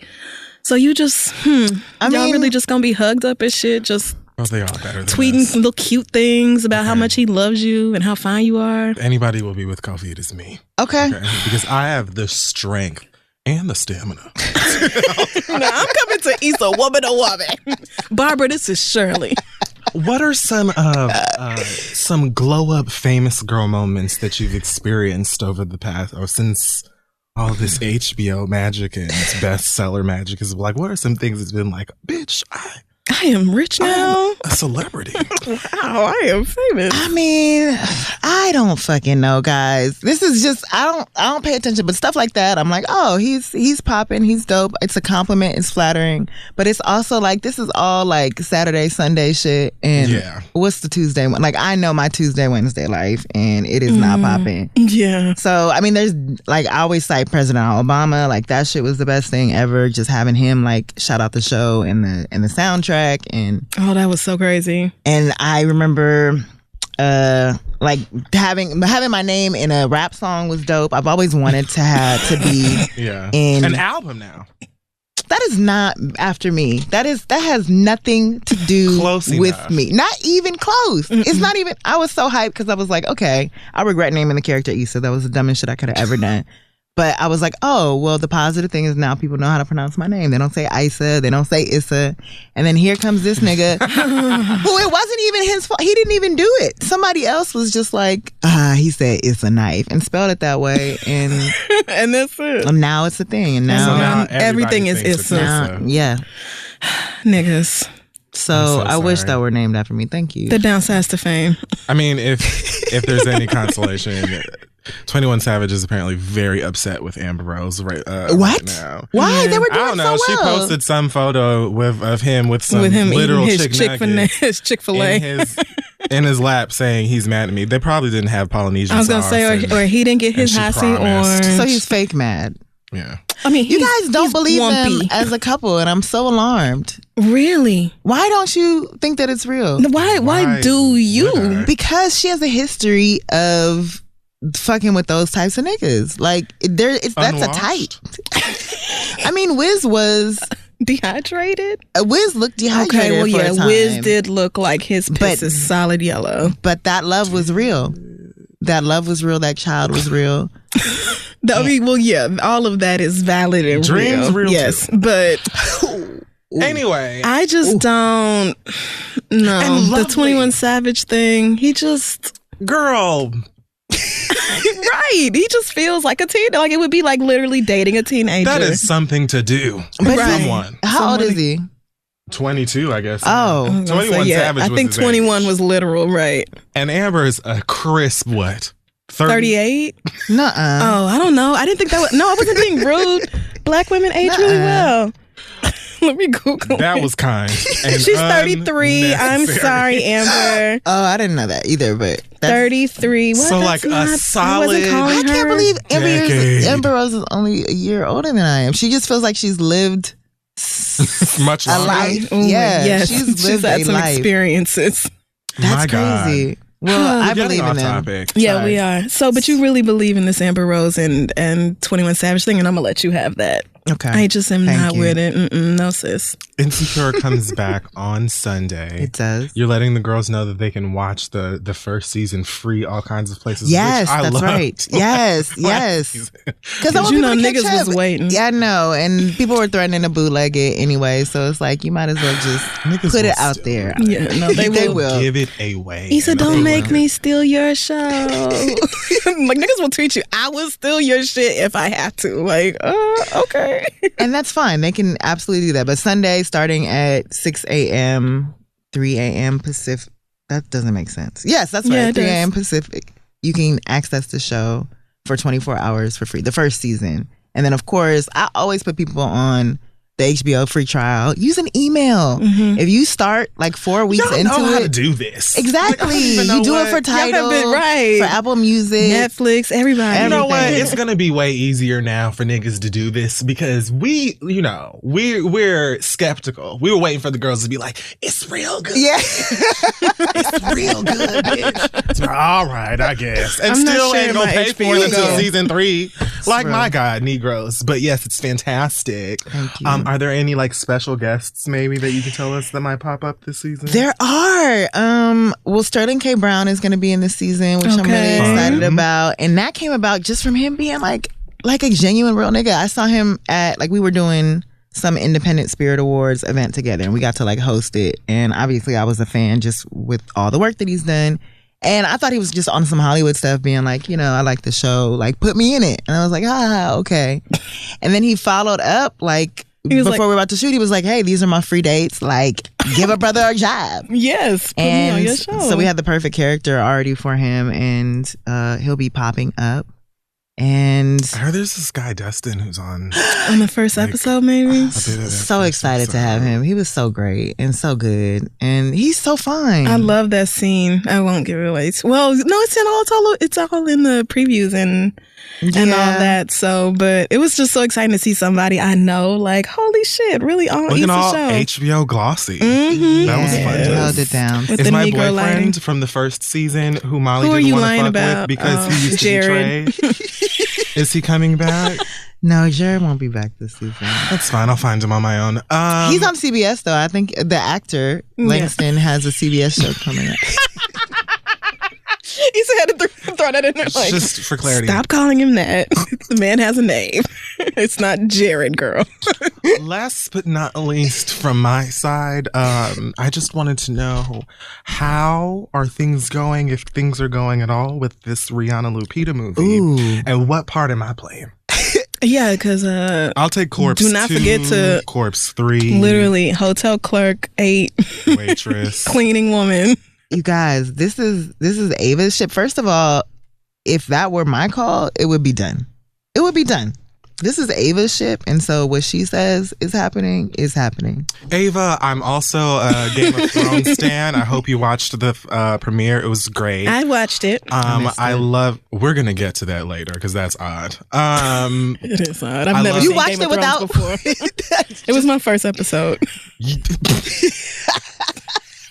cannot do this now. We will talk about this. Yes, I love your dedication to meadows and bright colors and womanhood, and I stand for you. Crystal has your Thank doll. you. and I do so have the Ava DuVernay Barbie. we're willing to play dead bodies if it comes to that. Yes, right next to just my putting Drake that out bottle of champagne. My Ava Barbie You're the sits richest proud. of all of us. That's. I feel blessed. I just want to thank you guys for your dedication to this film, to promoting it, whether it happens or not. I appreciate it. I mean, it's nothing to not be excited about. I mean, I was just hella geeked to be a part of the conversation. I was like, where did this blessing come from? And it's been amazing. So if you do, I mean, whether we're a part of this or not, just please fill us in if you ever have or have had a moment where you get to be high or drunk or both with Rihanna on personal recreational time. Honestly, Just because that's a dream of mine. who are you telling? And I need to live vicariously through someone I else. need that to happen. Even if I start writing this and I'm fired, Right. As long as I Smoke get a blunt that, with Rihanna. that's right it. before you get kicked off the lot. Yeah. I've already That's payment accomplished. enough. That's really that's all my. that I don't need anything else. And I feel like she would be down. Like, I feel like Rihanna Yes. likes you. Oh, You know, like she would be like, "Where Issa at? Rihanna Tell seems Issa like to come by the type trailer." to come and be like, "What you doing, bitch? Come on, my God, Like you just guys. in the middle of you doing pressing work, I really cannot do this right. Like if I don't, Like, finish come on, tonight, these white people. is it What the white people gonna say to me? 3 Let's go. puffs? Just come on. that fantasy alone just drives me. Thank you for lifting my spirits today because I can hope for that. I can aspire to that. We all So, can. what has it been like for you to go from, you started this YouTube thing 6 or 7 years ago, and now you're at the point where you're making such big moves? Has it been a lot for you to be like, wow, people are inviting me to like award shows? I'm taking pictures with Tracy Ellis Ross and shit like that. What has that adjustment from like regular life to being somebody that people know and someone who is putting out work that is praised and critiqued? How have you handled that transition for yourself? Were you prepared for it? No, and I take it all in, like, it's all, like, just dope, I take it in as a fan. Like, the fact that people do watch the show is just obviously the coolest shit ever, but it's also a job. So I'm able to separate, like, okay, people fuck with this. And I do separate, like, me from the product, I guess. Absolutely. Yeah. So, and also, like, living in LA, it just feels very... Industry. It does feel industry, and I have all of my friends who are super quick to shut me down if I ever feel like, oh, I'm here, I'm in it, and I love that. So your friends keep you humble. My friends keep me humble constantly, but they're also a great support system. But I just feel like the same high school me, I feel like the same college me as a result, and so I'm in it, but I'm not in it. It doesn't feel like it's happening to me, if that makes any sense. Does. No, I completely understand. I absolutely understand that. And I hope to be in the same place. Y'all already are. What are you talking about? Girl. That's why Please don't do just this. in terms of being like the recognition.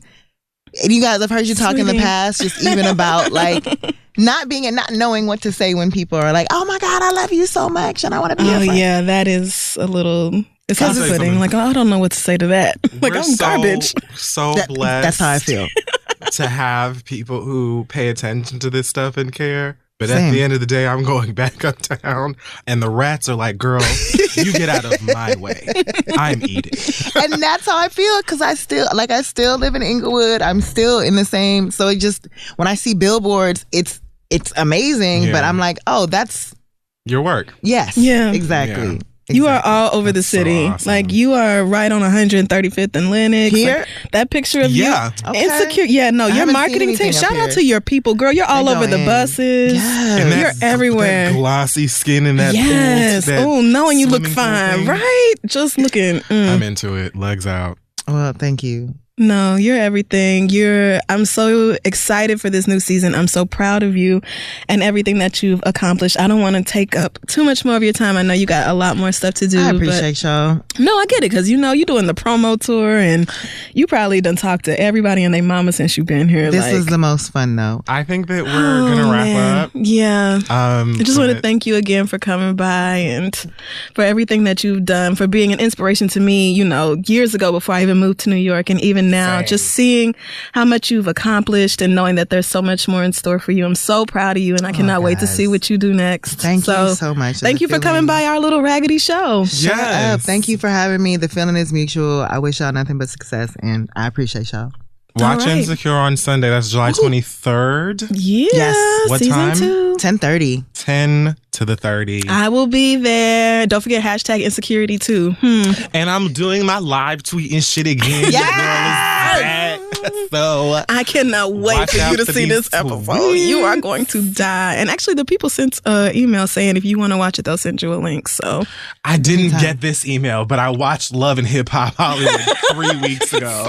Like, oh my God, thank you. I get to watch things early. all right, we'll figure it out. Thank you so much again, Issa, for coming through. Good luck and congratulations. Thanks. Bye guys.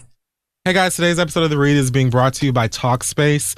Listen, we all need to take better care of ourselves, our mind, our mental health, and all of those things.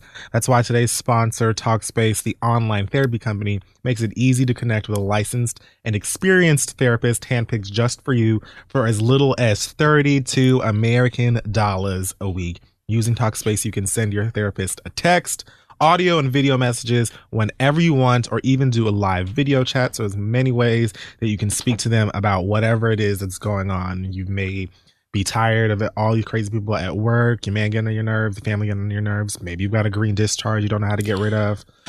Whatever it is, no problem. A therapist will be right there and ready to help you. Yes, and Talkspace is 100% confidential.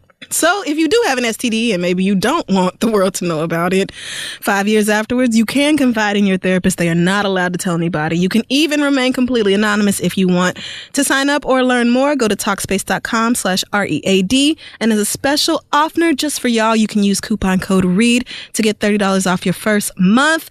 Join the over 500,000 users, me included, who have experienced the relief of being able to talk to a therapist at their discretion and on their own time. Again, that's Talkspace.com/READ, coupon code READ in the Talkspace app. It's therapy for how we live today. Let them know we sent you, and let's keep going.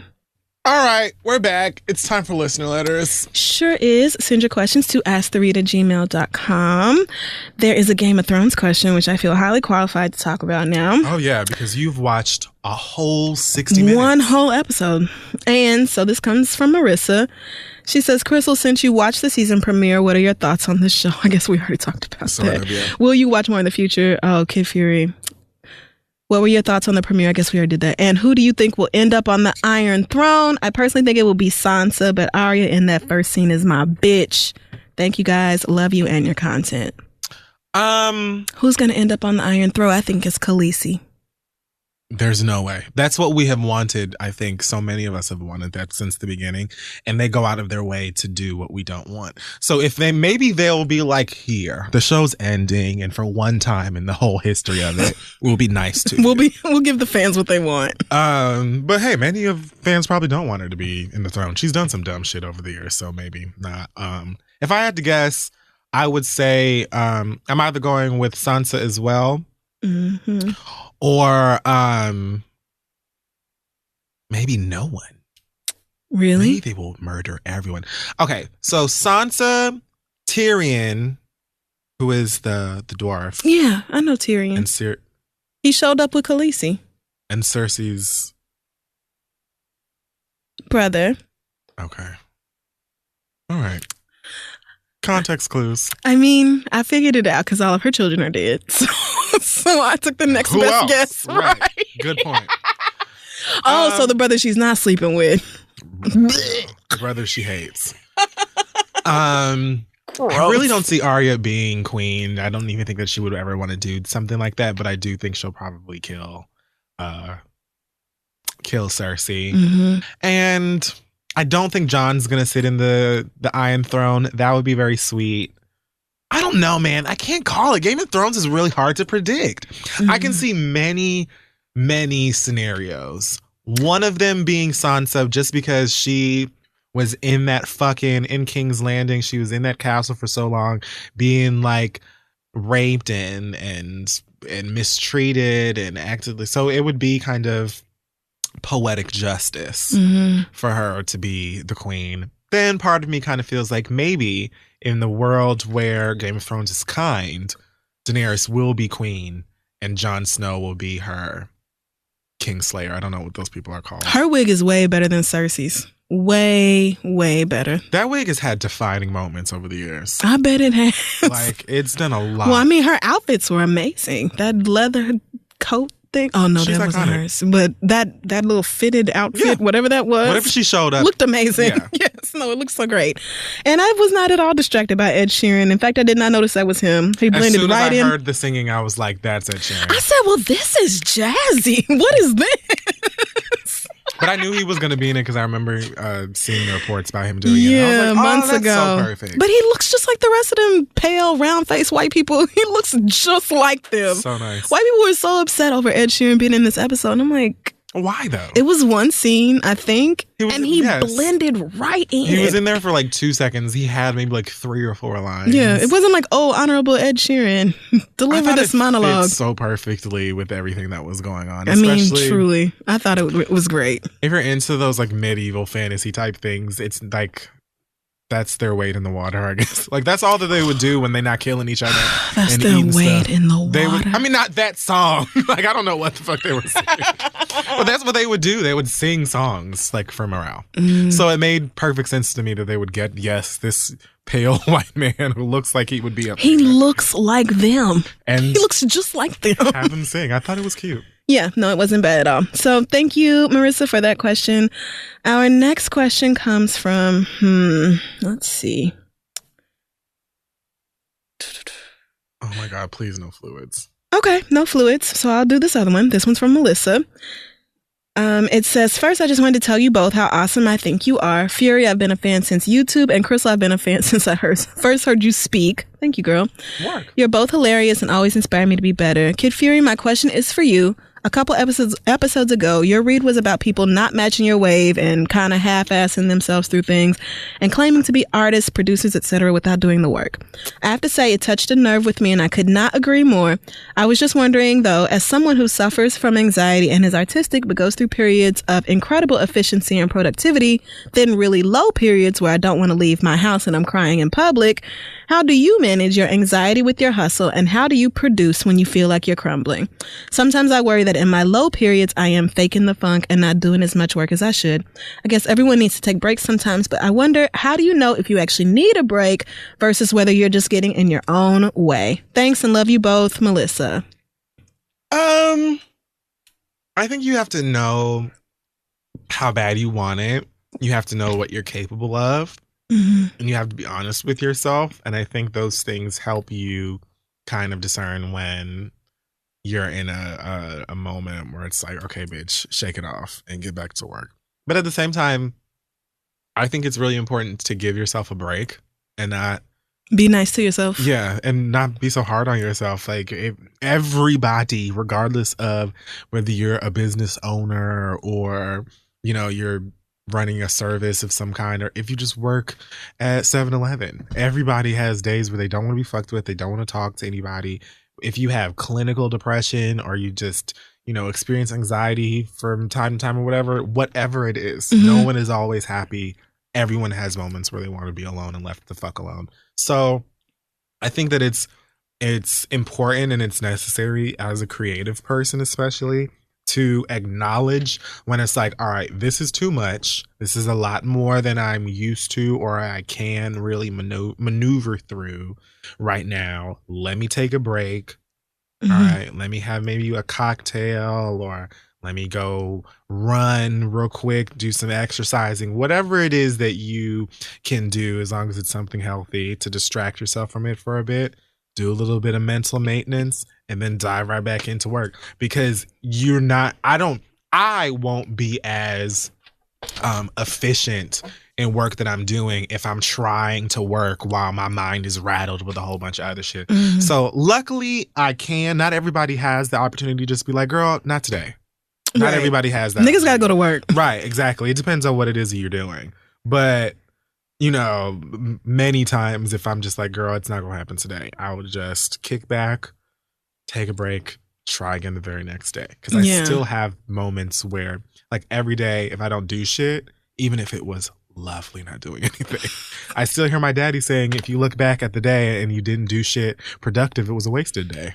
And don't waste days. Like, every day. Because his daddy told him. And everything that Joe Pump, my mother always said, my daddy always said, you know, you're going to tell that to your kids, nieces, nephews, or something. It's intended to be passed on. It starts with my mama or my daddy or my such and such said. So it never leaves my mind. But yeah. That's real.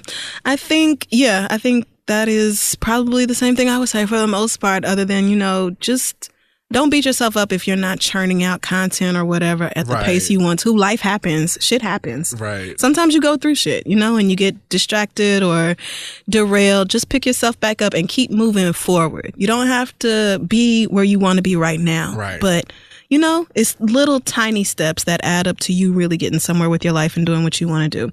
Let's do one more really quick one. This one comes from Tiffany. It says, a few months ago, my sister announced that she was expecting her first child. After she had the gender reveal, she asked if I'd be able to make a dish for the baby shower, and I said yes. She told me they hadn't committed to a date for the shower, but she wanted to have it in August, and I told her verbatim, I am free all of August. The only days I am unavailable is the last weekend in August because I have a prior engagement and I will be away that weekend. She said she understood and that she would keep me posted and keep that in mind. Back in March, I purchased tickets for myself and my fiance for Afro Punk. He's never been, and I really wanted to experience that weekend with him. Once you've purchased your tickets, you cannot get your money back. So fast forward, the invitations come out for the baby shower, and guess what day it is? That's right, August 27th, the one weekend that I told her I could not make it. I told her that, I told her, you do realize that's the one day I told you I couldn't make it, right? And to top it off, her boyfriend texted me and my older sister once he heard we weren't coming to let us know that he really wants all of her sisters to be there because he's going to ask her a very important question. Oh, girl. So we all know what that means. I don't want to miss my sister's baby shower and proposal, but I also don't want to miss out on the few $100s I dropped on these tickets. Everyone that I know who would go to Afropunk already has a ticket, so selling those tickets are pretty much dead in the water.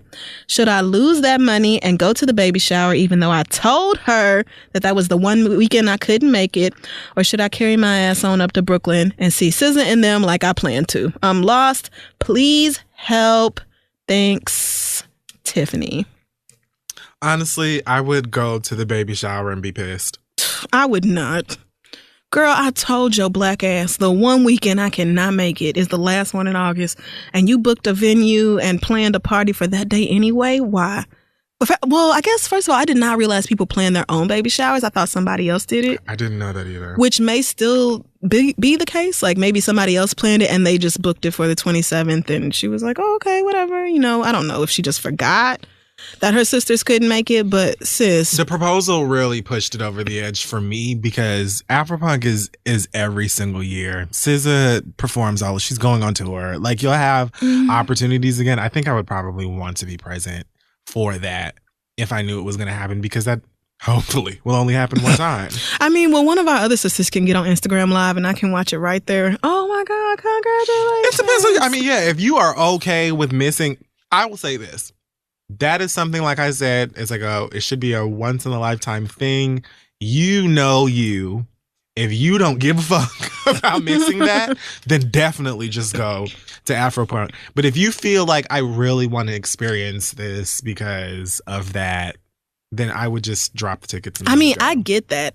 Under normal circumstances, there would be nothing that could keep me from my sister's baby shower and knowing that she's going to, get proposed to and all that. I would want to be there. But I distinctly told your black ass the one weekend I can't make it is this one. And I have spent all this money on tickets. I don't know if they have to do flights or whatever, but it's like we have planned this and been looking forward to it for months.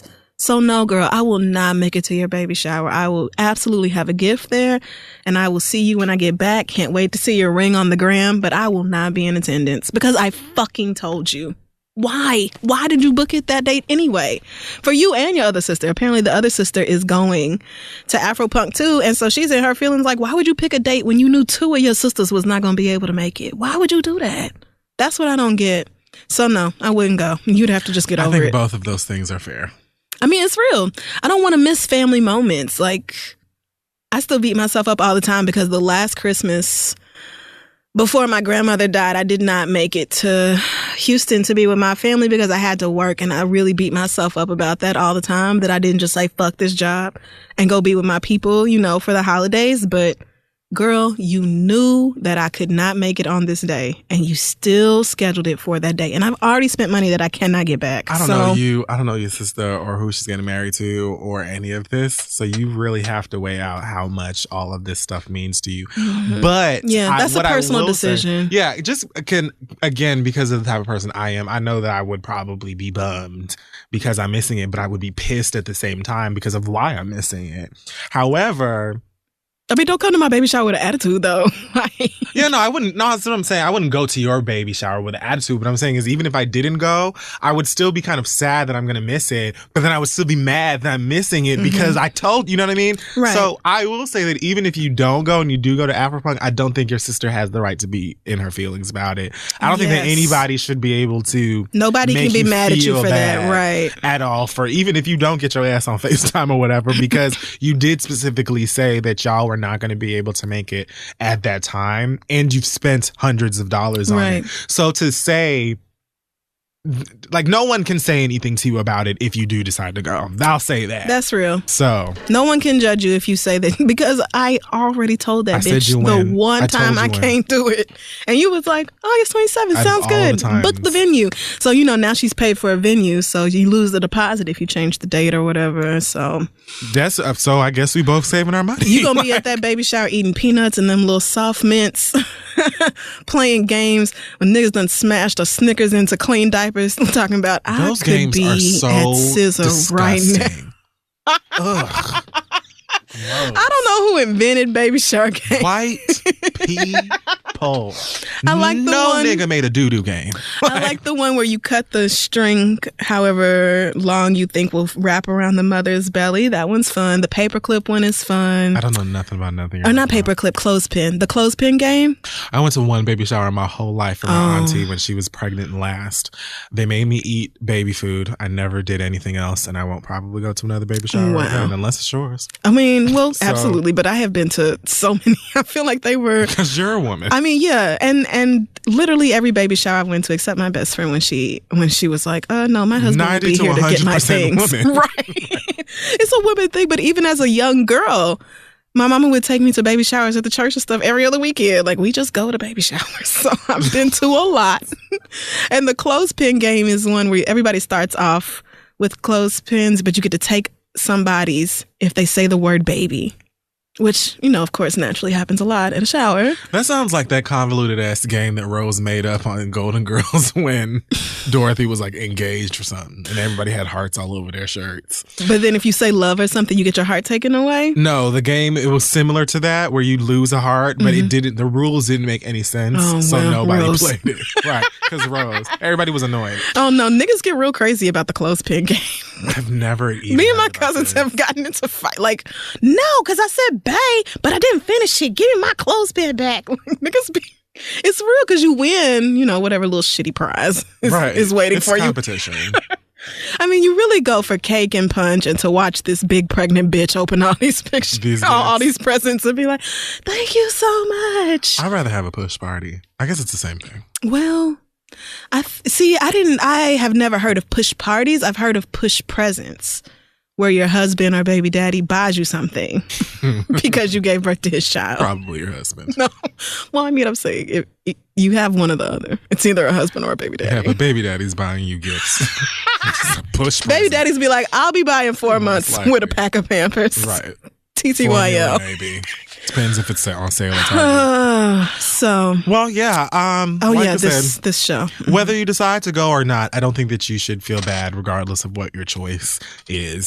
So there's that. I think that you know what you really want to do, so you should do it. Well, if I was you, I'd be in Brooklyn. But think about it. Let us know what happens. It's fun too, bitch. So. It is fun. And I can't wait to see SZA. Yeah. And all them musty ass black people in Brooklyn, I love it. I love it. So say fuck deodorant. I mean, and the natural stuff, you know, sometimes it just doesn't last all day. You know, it's got its strengths, it's got its weaknesses, highs, lows. Friend be like, you could just do some baking soda and some tea tree and some lavender oil. You're like, friend, I can't be dealing with you and your crack recipes. I just know people who have lived full whole lives and they use secrets. A bitch needs to stay dry. All right, I just need to stay dry, friend. Whole life. That's the problem with natural deodorants. They have a deodorant, but they don't have an antiperspirant.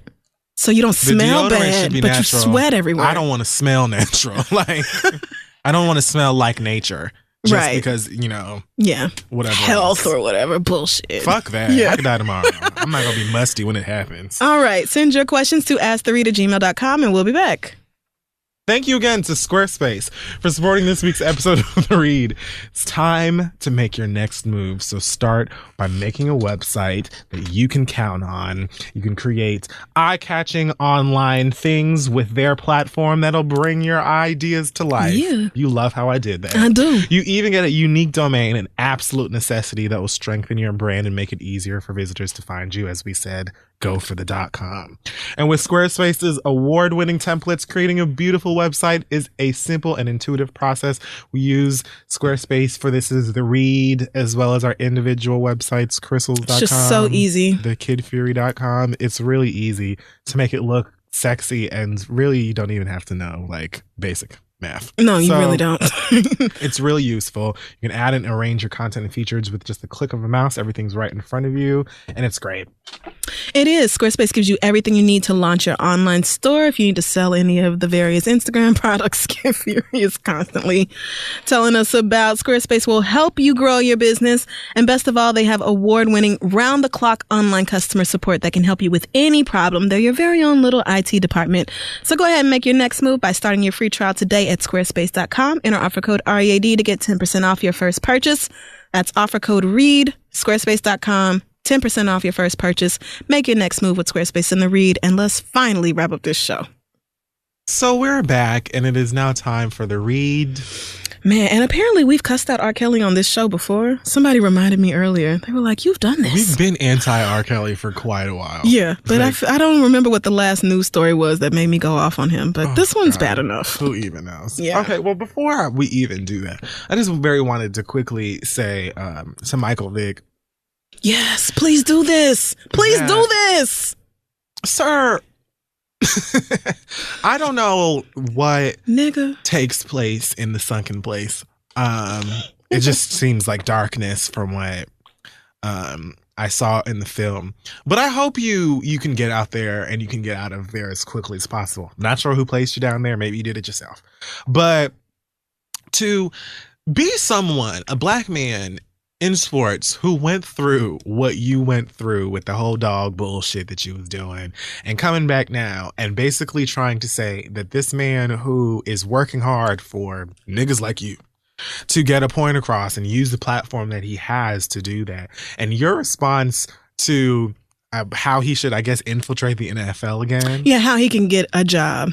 Is to even worse. Yeah, to get a job. Is to cut his afro and look more presentable. So you're saying that, first of all, every single thing that every dumb racist white person says about anybody who has a hairstyle they consider non-traditional, aka too black, and you know how they should get rid of it or hide it or whatever to, I guess, hide in plain white sight. I don't know what it is that, but you're basically saying, nigga, get rid of your blackness. Stop being so black all of the time. Stop talking about all of this nigga shit. And that is how white people will give you a job and some more money. You need to stop trying to fight for ignorant ass black niggas like myself. Stop trying to do what's right. Like myself. Get rid of this fucking afro so that you can look more safe to white people. And maybe then they'll give you a job. Everything that Colin Kaepernick has been doing over the past few years in the name of like justice and fighting, and I didn't know he was as young as he is. I don't even know that about none of these. All these motherfucking athletes are too, and they be looking like they're in their mid-30s. No, they do. But for him to have the sense and the strength and the balls basically to be like, fuck it, I don't care how big a deal y'all make of these small things I'm doing. It's for a much bigger picture. I'm not gonna fucking stop. You should be grateful. Being someone that got wrapped up in all of this, being someone, I don't even know shit about sports, and I remember how white people were making you Beelzebub because of that dog shit. Like, painting you as the worst possible person, houses this motherfucker that we've, been fan of for so long, and how dare you, and you're just a thug, and this, that, and the third. You went through all of that and came out on the other side looking at this man, and your suggestion to him is to be whiter, I guess, so that he can work. Makes no sense. We don't need anything more from you. And the fact that you said that shit in front of as many black people as were sitting on that panel with him, even the white man was like, watch this show. Right. Even the white man was like, are you sure? I'm real surprised. Whew, of all people would say some shit like that. And he very quickly realized, oh shit. What have I done? This isn't going to go well for me. And hopped back on the internet and tried to do all of the, let me be clear, this is what I actually meant, and let me just basically say what I said the first time. Right. But just know that there was no malice. The thing is, not everything needs to be malicious. Sometimes it could be coming. What did they say? The road to hell is paved with good intentions. Sometimes you're going to have the sweetest sermon on your heart, and what comes out of your mouth is diarrhea. Just shut it. Just be quiet. We don't need to hear anything more from you when it comes to, justice or even suggestion for jobs, because I didn't even know that he still worked. Well, after he got out of prison, Vic, bounced around in the NFL for a little bit, and now I guess he's doing the whole commentator thing. But the thing for me was like this quote that just threw me off the edge, talking about how, this isn't the Colin we saw when he first got to the NFL, and now he's being all extra and Negro, so you need to tone that down. Talking about how perception and image is everything, and then talked about how what was most important for him was cleaning up and changing his image, not just for public perception, but for the judge.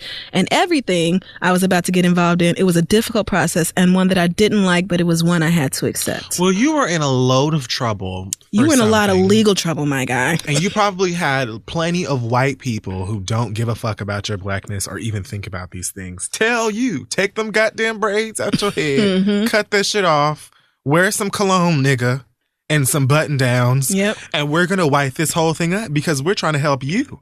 You save that for you. You do that or you be broke forever. Yeah. Like that's what you do because of decisions that you made and things that you're dealing with now legally. There you go. This is a completely different set of circumstances. Yes. So for Colin is being punished for standing up against police brutality, for standing up for black people, for talking about racism, for doing things to help disenfranchise people. That is why he's being targeted by the NFL and not allowed to work anymore. Your problem was that white people love dogs more than anything. Yeah. And so they was not willing to let your black ass do nothing. But regardless, the whole, we'll just play into the respectability politics. Do whatever the white people want you to do. Cut your hair.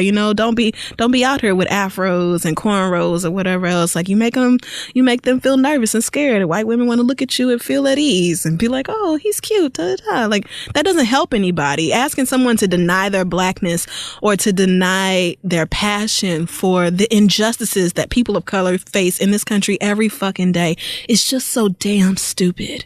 That's just so fucking stupid. And I don't understand what's wrong with Michael Vick. It almost, and I appreciate Colin for posting that Stockholm Syndrome thing because I think it explains a lot. But you would think that if Michael Vick felt like, this was really unfair, that I had to change the way I looked and clean it up for white folks, that he would be kind of on Colin's side about that. Like, yeah, black man, you ain't got to deal with that bullshit. He probably didn't see that as a bad thing. He probably was one of them niggas who was like, at the end of the day, these white people are standing in the way of my money. And this is what helped me get some money back. And so maybe if you want to get some money back, you should do the same thing. Well, no shit. He knows that. He knows that. But he's choosing to do the right thing instead. Right. Whereas for you, it was an economic decision. It was this or take your ass on down to the ShopRite. So you made the decision. You made the best decision for you. And one I would have also made. But don't turn around and act like everybody else needs to fall in line with your fucking step and fetch it actions when this man is out here actually doing the work. Save that shit for Kodak Black or some other criminal. Save it for somebody who is just out here being a black ass mess as opposed to someone who is actually doing things to uplift the community. Hey, fuck out of here, Michael Vick. Maybe you should get a loofah and brush your tongue. Hey, 21 Saf. They make water bottles you can carry around with you. You can stay hydrated all day long. I bet you that would change his life. I'm so mad Amber Instagrammed him looking like a petulant child. He really looked like a baby. Ain't no honey mustard for my nuggets. Like, how dare she? He looked like he was ready to throw a fit. All right, so next up, I guess what you've all been waiting for. Shall we do the aura? So the Pied Pisser is in trouble once again because BuzzFeed wrote an article the length of each Harry Potter book combined about R. Kelly holding very young women against their will in what is being referred to as a cult. Every good cult has a name. We'll figure one out later. Yeah. Just to be shady. But this was so hard to read. past the fact that it's really, really long, it's so gross and cringeworthy that I had to take breaks. Like, I had to, like, all right, I'm gonna just leave this tab open and I'll come back to that when I can breathe again. Yeah, I had to read it in like chunks. It's so like that. Sick, because it's clear that he knows exactly what he's doing, why he's doing it, you know, and he makes necessary steps to make sure that it can be like as under wraps as possible. Yeah. It's really sick that things would even, like we said before, nigga, if you got multiple girls in your rented homes who have parents back wherever they from talking about, I want my kid, send my kid home, I'm calling the FBI and whatever local feds and stuff, the cops and shit. I would just like to see my child. Why wouldn't you, a 50-year-old man, say, hey, Maddie, whatever, take your little 20-year-old ass back home. This ain't worth it. I'm Robert Kelly. I'll just go get me a new bitch. Even if you continue to creep and go get you some little young girls. Right. These kids' parents are good for them. You can't find a little 20-year-old girl whose parents don't give a fuck shit with you. Like, what? Lord, it's such a mess. It's so disgusting, the mind of someone who you specifically prey on young girls because of picking them out in the concerts. Which is so, that was another part that was hard for me, because if you've ever been to a concert, it's nothing for someone to say, hey, come on up on the stage. Oh, hey, I love my fans. And people be so hyped. And you get so hyped to get up on stage. Now just thinking, R. Kelly probably has niggas who look out in the crowd for these little girls and tell them to come up on stage, and that's the last time they mammy and daddy see them. What? Yeah, it's really disturbing. The reporter who wrote it I've recognized his name from other pieces about R. Kelly, but he's based in Chicago and he's been doing this since 2000, I think was the first time he wrote an expose on R. Kelly. So it took him like 9 months to do all the reporting on this, which is probably another reason why the article it is so long. This article starts backstage at the Fantasy Springs Resort Casino in California on May 23rd, 2015. Yeah. So where this girl when I read that, jumped on stage. Oh, girl, we're going to be here a while. The thing about R. Kelly is like, how much more do you niggas need before we can get him the fuck out of here? Thank you. I know y'all don't give a shit about black women. I know that. Y'all show it every day. People are still making excuses for this. But like, even when I tweeted about this story, like, maybe now we can finally be done with R. Kelly, because it's been going on all of our lives. I remember being a teenager, hearing about him marrying Aaliyah and age ain't nothing but a number, just blatantly being there, and him calling himself the Pied Piper, a nigga who lures children away from their families and keeps them. Like, and then the whole sex tape, the tape with the girl, and I cannot believe this nigga has been calling himself the Pied Piper for this long. All those court documents talking about how he would be up at the high schools in Chicago talking about, you know, I'll take you to McDonald's, I'll do this and this. Like, this has been going on for decades. Probably one of these things said that he was doing a lecture at a school too, which I was like, oh God, why would you hire R. Kelly to come talk to kids? I think this was when this was in the 90s though. That may have been when he was like younger. He was like 24, but then he was sleeping with one of the students who was 15. See, I just want to know when the rest of the world is going to decide that saving black girls is a priority, or like the wellness and safety of black women should be something that is given a fuck about. Because while we all know that part of the reason why R. Kelly continues to do this is because he's preying on the girls, not just black girls, but specifically black girls of like a certain socioeconomic status, maybe not necessarily of a certain family background, but of people who are enamored by the R. Kelly star. It's the same shit that like most of these rappers and singers do. He just chooses to do it to babies. All of these, right. And all of these parents are like, well, you know, at first I thought it was going to be okay because it's R. Kelly and he's really famous and a lyrical genius, so what could go wrong?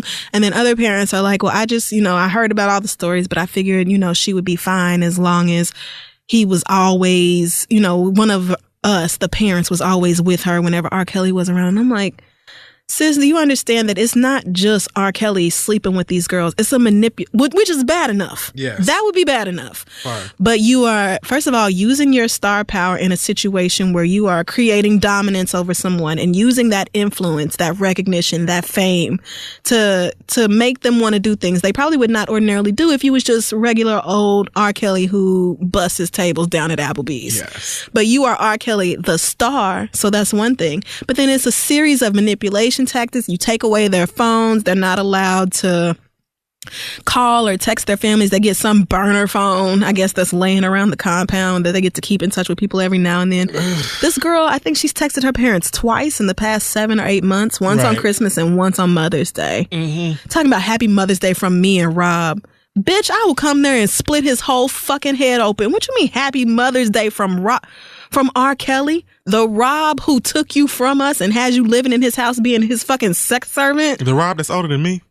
The Rob that's older than me? He got you in this house wearing baggy ass goop clothes, turning around facing the wall when other men are in the room because he don't want nobody else to look at y'all. He got y'all in here doing sex on each other, sex on him. It's other women in here training y'all on how to please him the way he likes it. Like, there's so much going on in this story that for people to just be like, oh, well, they're the age of consent. I mean, they're 17, 18 years old. They could do whatever they want to. You're missing the whole fucking point.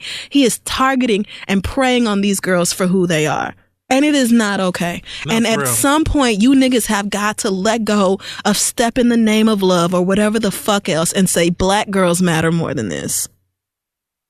I just really so hard about that. One day, just please one day say, you know what? I loved Trapped in the Closet when it came out. I know you didn't. I know you didn't. Else. I know you did not. Another one. Trapped in the Closet is trash. Trapped in the Closet has always been awful. Okay, I loved 12 Play when it came out. Better. Fine. I feel like niggas are unanimous on that. Niggas love 12 Play. We all have probably great memories of hunching or whatever in high school and college and being nasty at parties with R. Kelly playing. I get it. We've all been there. But those memories are not worth supporting someone who is doing these kinds of things with his money and fame. It's not even just like you streaming R. Kelly's music, you buying R. Kelly's music, that's money going to R. Kelly. You go on his shows, that's money he's using to do this thing to girls. So at what point are we as a society going to say, that's so deep, no more for R. Kelly? Like, it really, like, all of these girls that he's taking up, and really, it's not hard to think about that you're taking a 17-year-old at best. So gross. You know what I'm saying? A 17-year-old. They probably check IDs, like make sure she's age of consent. Probably. Age of consent. Not even 18. Just whatever the age of consent is. Right. Exactly. Now. So you're targeting these girls who probably don't have much of anything. And then on top of that, it's not even like one of these other rap niggas or something who just go get a stripper that just simply wants to be taken care of. He's targeting girls that want to sing and telling them, I can do this for you and I can do that for you. You want somebody you can manipulate. Exactly. Yeah. So I really can fuck your mind up. Not to mention, I'm going to take you out after this fucking, you know what I'm saying? Not even gonna pick you up. A car's coming to get you. It's going to take you to the fucking jet. Get on the shit. You eating fresh strawberries over the fucking ocean. You land in Spain. You ain't never had no nice shit like that before. Right. You get to the yacht. It's 5 designer bikinis laid out for you. You pick which one. We're going sailing. We're doing whatever. You've never experienced any of these things, and how you see it, you may never have. Mm-hmm. On top, all you gotta do is just take a little piss.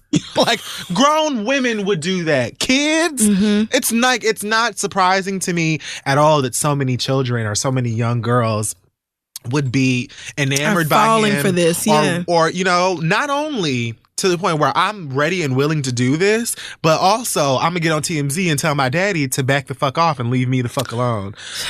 That's how I know he got mind control over these girls. Y'all releasing videos talking about, I am not in a cult, I'm happy, this.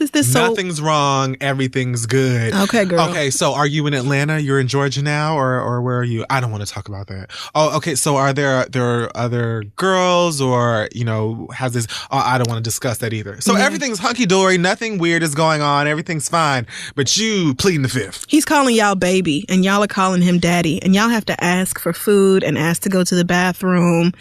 And basically just have to serve. You ever asked your mama or daddy to go piss? No, that was the one thing I did not have to ask for. My mama was like, you don't ever have to ask for water, fruit or to go to the bathroom. Everything else, you better run that shit by me first. Don't eat none of my chicken. Don't eat none of my cheese. What the fuck? Did you see the part where the girl who used to work with him said that he left one of the girls on a bus? Oh God! He left one of the girls on a tour bus for 3 days as a punishment. Oh wow! And said that she didn't do her homework, and the girl said she found that strange because the girl had graduated high school that past summer. Homework must have been some nasty sex act. Right? Yeah, something disgusting. That nigga is fucked up. He is like fucked up. And the fact that you're really still here after all of these years of you getting pass after pass after pass, and Lord knows. Niggas, to our fault, honestly, will be loyal to many of our legends, knowing full well that you're guilty. And a lot of times it's because we don't want to see you into the clutches of the white man because they have fucked up so many innocent lives. Right. So we've given niggas like this bitch chance after I haven't, because I've always thought the after the tape came out, and I was like, wait a minute, what? The whole tape thing, the behavior during the tape made me kind of uncomfortable with R. Kelly, and his I feel like his prime is older than me, or beginning of me. Yeah. So my experience with R. Kelly was much more of super popping in the 90s, but I had very limited access to him because my mama didn't play that. Right. I couldn't listen to 12. Yeah, I couldn't. Right. No, I listened to 12 Play in college. Right. Because my mama was not. No, there's no CD players in this house, and you're not listening to. I've recognized him as a great R&B songwriter and singer and stuff like that. Lots of hits, but I've never been so attached to R. Kelly that even recognizing him being an icon in the music industry, I couldn't be like, oh girl, gross. Let's all think about this. Let's be fair. No. Mm-hmm. I saw the whole thing. Everybody knew he did it. He got away with it. Cool. What's for breakfast? So you still trying to sit up here and act like we don't know that your ass is disgusting, bitch? And you got a chance, you still get to go perform at the motherfucking BT Awards wearing spiky jackets that would kill Sonic the Hedgehog. And the whole crowd going crazy. Because you got a catalog and everybody loves these records, but that doesn't give you the right to go around here with this, even with the girls being age of consent, like I said. You're talking about gross. People's kids that desperately want them to come home. Why would you want to cut off communication? That's going to cause a news story. These people aren't going to just forget they gave birth to somebody who isn't there anymore. Right. I mean, I was really just talking about like a moral compass, being a person. No, I mean, that's absolutely But then you would real. have to assume that he has one. But you're also correct. You didn't think that basically keeping these kids away from their families when they're babies was going to cause attention. Yes, you did, because you've had run-ins with people. One of these girls' sisters came to the studio looking for her. That ended in a police report after one of your niggas apparently smacked her in the face. You've been sued over this multiple times. Your fucking lawyer was trying to talk about, or somebody was saying, maybe not his lawyer, I think the publicist was talking about the number of incidents that they've had to kind of deal with similar to the this. Civil suits, or just the stuff that didn't even make it there? Something like that. They said numerous. I don't think it was a lawyer though, because his current lawyer was the one at the end talking about respect his life. He's not doing anything and no, blah, I will blah, not blah, all this respect other this. shit. I will not respect this. It just don't make no sense. At the end of the day, even you starting to look like the top of old oatmeal in the face. You're still R. Kelly and you're still rich and you are, you have that. There's no reason why you couldn't just go and get another girl. And if it's going to cause trouble for you, I don't know why you'd be like, you know what? Just go home. This is crazy. I'm going to go find somebody else. But I know now that type of behavior for even the people I won't say any other names because I don't want to compare anybody to a child molester that's not molesting kids. But for many of these niggas who we say the same thing all of the time, you could just go and get any other girl. It's not about that. It's about the control. It's about the mind control. It's about being a failure if these bitches don't stand and get in line and do what you want. It's about that's what you want. Yeah, you want that control over them. Exactly. Because having any or being able to have any girl you want is boring to these niggas. They want to be able to get a specific girl and make that girl do whatever the fuck they want, them to do or whatever. It's just If it wasn't about manipulation and control, R. Kelly would have said, girl, call your mama. Go home and see your mama. Exactly. If it was some big, happy, polyamorous family where they all just live and fuck merrily, then those girls would have full freedom to take pictures, keep their phones, keep in touch with their families. The fact that they are being distanced and cut off from the people who love them and would look out for them is a massive red flag. That something is fucking wrong. But niggas don't care because they still want to play I Believe I Can Fly and World's Greatest at these kindergarten graduations, and niggas still want a two-step at weddings and shit. And you can do all that without supporting R. Kelly. You can find something else. Them kids could sing, I don't know, Whitney Houston, Michael Bolton. I don't know who's making inspirational songs for the youth these days. I don't know. I feel like Chloe we say small. I'm saying there's millions of other artists out there. We don't have to throw Tank and the Bangers is not a bad suggestion, but niggas we don't have to throw this undying blind love and loyalty and support behind somebody who has shown us time and time again that he don't give a fuck about our girls. We don't have to do that. Like, my God, if you have a young daughter, granddaughter, niece, nephew, cousin, that could be her. Like, what? You R. Kelly himself has a 19-year-old daughter. Which is so gross. Like, that is disgusting. What do I do with that? Oh, my God, that is so nasty. So you're fucking girls your daughter's age? I'm sorry, every time you look at these girls, you don't think about the fact that they're the same age as your kid? That just don't occur to you at all. Some of them younger, you just like, oh, okay, well, whatever. Just nasty and perverted. I just hope y'all are done with R. Kelly for good. I hope I don't ever have to hear about this again, because the next story is nobody will fuck with R. Kelly and he's sitting at home somewhere by himself to live out the rest of his days alone. But I know that won't be it, because the nigga was caught on tape with a 14, 15-year-old girl and still came back and was like, all I have to do is refine the technique and just technically not break the law. Just do some really terrible things, but not break the law, so can't nobody come after me because these girls want to be here. This. Nothing about the mind control, the Debo shit you did to make them want to be there. Nothing about that. Nothing about the fact that they're just not allowed to go home. Why can't they go home? Why can't they go home at this point? Right. Well, first of all, they probably don't want to. But had they been allowed to go home back when he was still molding them and making them think, oh, well, you just got to stay with Daddy Kelly and I'll get your career popping and this. He been lying to... They don't want to risk that. He's been lying to people for 50 years. You know what I'm saying? At least since the early 90s. Really good at it now, plus the money. And again, you're targeting girls, I think, because of...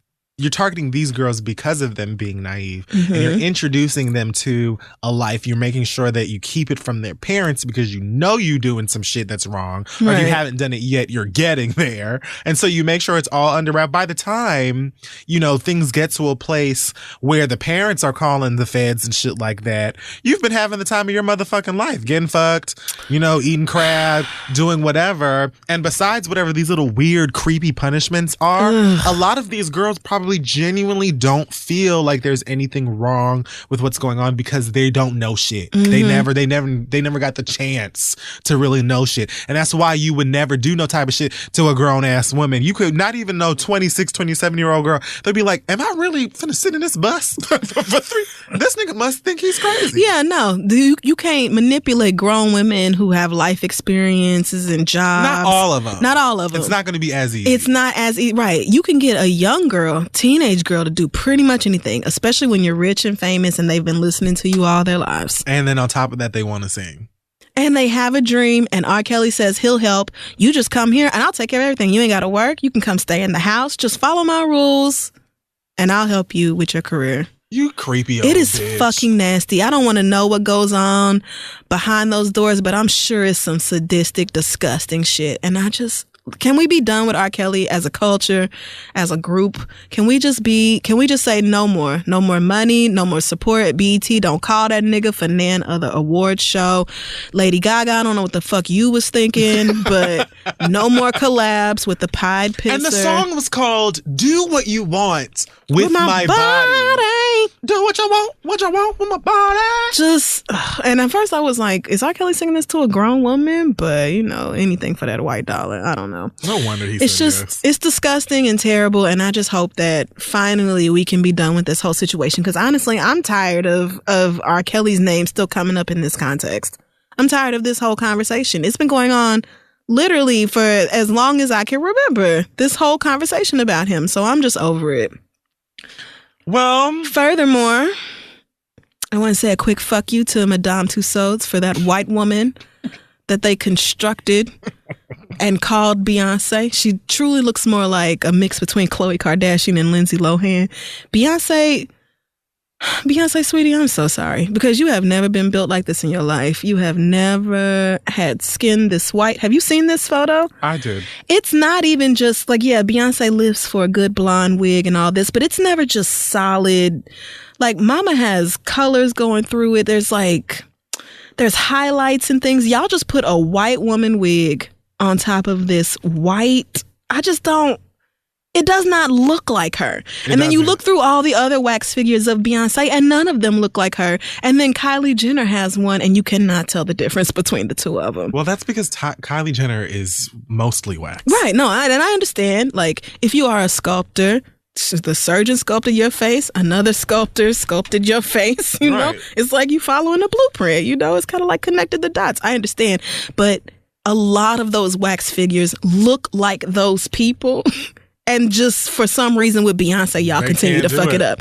I don't get it. It feels deliberate. This is not an honor. This is not some nice thing y'all did for the queen. Like, this is actually disrespectful to Beyonce. I hate it. Like, I hate it a lot. It doesn't this is Khloe Kardashian. This is not Beyonce. Who the fuck is this white woman?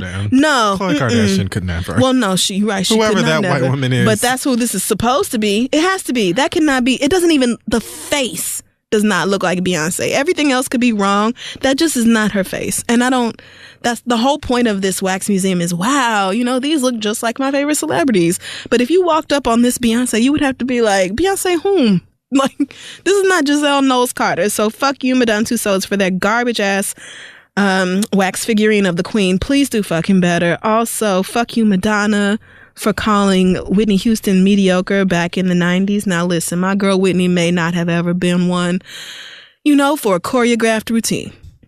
And certainly not one for the big, you know, bedazzled shows. You know, she was never going to be like fireworks everywhere and pyrotechnics and all that shit. But one thing Whitney Houston always did and can still do is sing yo ugly. I almost said something so ungodly. Okay. But the one thing Whitney Houston can do is sing you under the ground, even today. And you could take that as the shade that it is. Bitch, I don't know what the fuck you was thinking back in the 90s. I don't know how high you were. But she wrote some letter that I guess is being auctioned off. And another one she blocked the sale of the one Tupac wrote, talking about why he broke up with her. Yeah. But this one is like, I guess she was talking about Whitney and Sharon Stone, saying how she's always getting compared to them and it's not fair because she's so innovative and creative and brand new, and Whitney and Sharon are mediocre. Now, there's a lot of words. There's a lot of words that could be used for that. But I don't understand how, even maybe in the 90s at the height of, you know, pop divas hating on each other, how you could look at Whitney Houston's talent and what she had done even up to that point and feel anything other than, you go girl, like, congrats to you, sis. Like, you and Whitney were not even in the same lanes. Once again, Whitney was a vocalist. You were a white girl playing around with dildos and shit, talking about sex, taking nasty pictures, stealing stuff from the trans kids and the LGBT kids in New York City and remaking it. You introduced white people to voguing and made them think that you came up with that and all that. But I wouldn't call anything about, you were certainly groundbreaking, but innovative and creative are probably not words I would have used for you. Maybe back then when I was impressed by, you know, white people doing something that we had never seen white people do before, but certainly not today. And so reading those words and feeling the way I feel about Whitney Houston and knowing that Whitney Houston had a voice so out of this world that I will probably never hear anything that's sweet and clear again, for you to call anything about that mediocre, I don't care if it was 20, 30 years ago. I know Sharon Stone posted an Instagram talking about, oh, don't be mad. It's just, this. And I know you didn't really mean it, girl. And we could still be friends. Mad. I just knew that Madonna was really mad. I could tell you were pressed. Super mad. I could tell you were so mad. But none of that changes the fact that Whitney Houston has always had more talent in her pinky. Not even just the pinky finger, but the pinky fingernail. There's more in that one little tiny bit of cells than you've ever had. Them big bows she used to wear in her head and shit used to have more talent. In one drop of the sweat that used to drip off Nippy's face every time she hit us with a high note. Bitch, please, you could actually never be on Whitney Houston's level. Like a war siren underwater. Not ever in your whole fucking life. And I was going to cuss out Tokyo Tony for that transphobic shit. That's fine, I'll do it. Oh, okay. So, well, sure. I was planning on it anyway. Amen. So, here, Toke, I just wanted to say really quickly, just a reminder, nobody cares about you. Nobody cares about you. No one cares about you. We barely have fucks for your child and her baby father. Or Caitlyn. Now, fuck Caitlyn. Like, fuck Caitlyn. But at the same time, you ain't gonna get your black ass on the internet and think that you're going to address her with a whole bunch of transphobic bullshit, misgender her, use homophobic slurs, and we're just gonna be like, yeah, you, because we hate Caitlyn, and this is one step further to the Tokyo Tony show. Like, girl, if you don't get your old ass off the goddamn gram, sis, what the fuck are you doing? Why are you even involving yourself in what Caitlyn said about Rob being stupid? Rob is stupid. Rob is stupid. And that ain't got nothing to do with you. And not even your child. And not even your motherfucking child. You got biological kids you ignored. In your child's good graces. Your daughter is in the system right now with the court. Say it. Talking about how much money she gonna get out of this nigga. Is she gonna get money out of this nigga? Restraining orders, no restraining orders, talking about all this type of stuff. Here you come on, making it even more complicated for her when you aren't involved. The only reason anybody knows anything about you is because you are Black China's mama. And from what I've heard, she didn't even really speak to you a lot during whatever was going on with her and Rob. So why would Rob turn to Caitlyn for emotional support during They don't even speak to her no more. Right. So her coming on there and saying that Rob was dumb was just like, I don't even know who even paid any attention to that. Like, the only reason I even heard about it is because Tokyo Tony decided that she wanted to get on Instagram and call her a him and say that's a nigga with little balls and using the old name and all that. Yeah, and calling her Bruce and all this other dumb shit. Like, you spent more of the video using all of these slurs and saying all this horrible shit than actually getting to your point. Right. That I guess was supposed to be that Caitlyn was downing Rob rather than showing him love, and that's what's wrong with the world today. What? This nigga put your daughter's pussy on the internet. What are you talking about, psycho? And Black China has, a clear case. Why don't you log the fuck off and let them nice, overpaid white people handle this in court? This is what really gagged me, because after that video, she posts another one. Mind you, I don't know anything about her Instagram. I don't know what it is or nothing. I saw these on Instagram blogs. She posts another video after that talking about all these people coming to her comments on her page need to get on and go somewhere, and lists all of these things that they could be doing. Talking about, I know you ain't got life insurance. You clean your kid's bed. Did you do this? Did you clean out the refrigerator? I don't have Did you life do insurance. that? Blah, blah, blah. Right. As if to say that you bitches ain't got your shit together. There's so much more that you could learn than coming on my page with that fuck shit. Tokyo Tony, madam, sweetheart, girl, you got on that same wig that ain't been brushed since Jagged Edge was talking about, baby, I promise these things to you. Like, you haven't touched it. Girl, Dream did your brows, and you got this same motherfucking third wave lunch piercing in your face still, girl. talking about, oh, you keep that shit to the blogs. No, you keep your shit to the blogs. That's where you want to be. Yeah. You're doing all of this shit to get posted and posted and posted and posted again some more so you can go ahead and get a little hype and a little fame, which is why your name is Tokyo Tony now. Like you run numbers for somebody. Like, I'm tired. Yeah. Take that piercing out. Go somewhere, sit down and mind your business and let the actual celebrities, if you want to call them that, do whatever it is that they do for the Shade Room. Your era is done.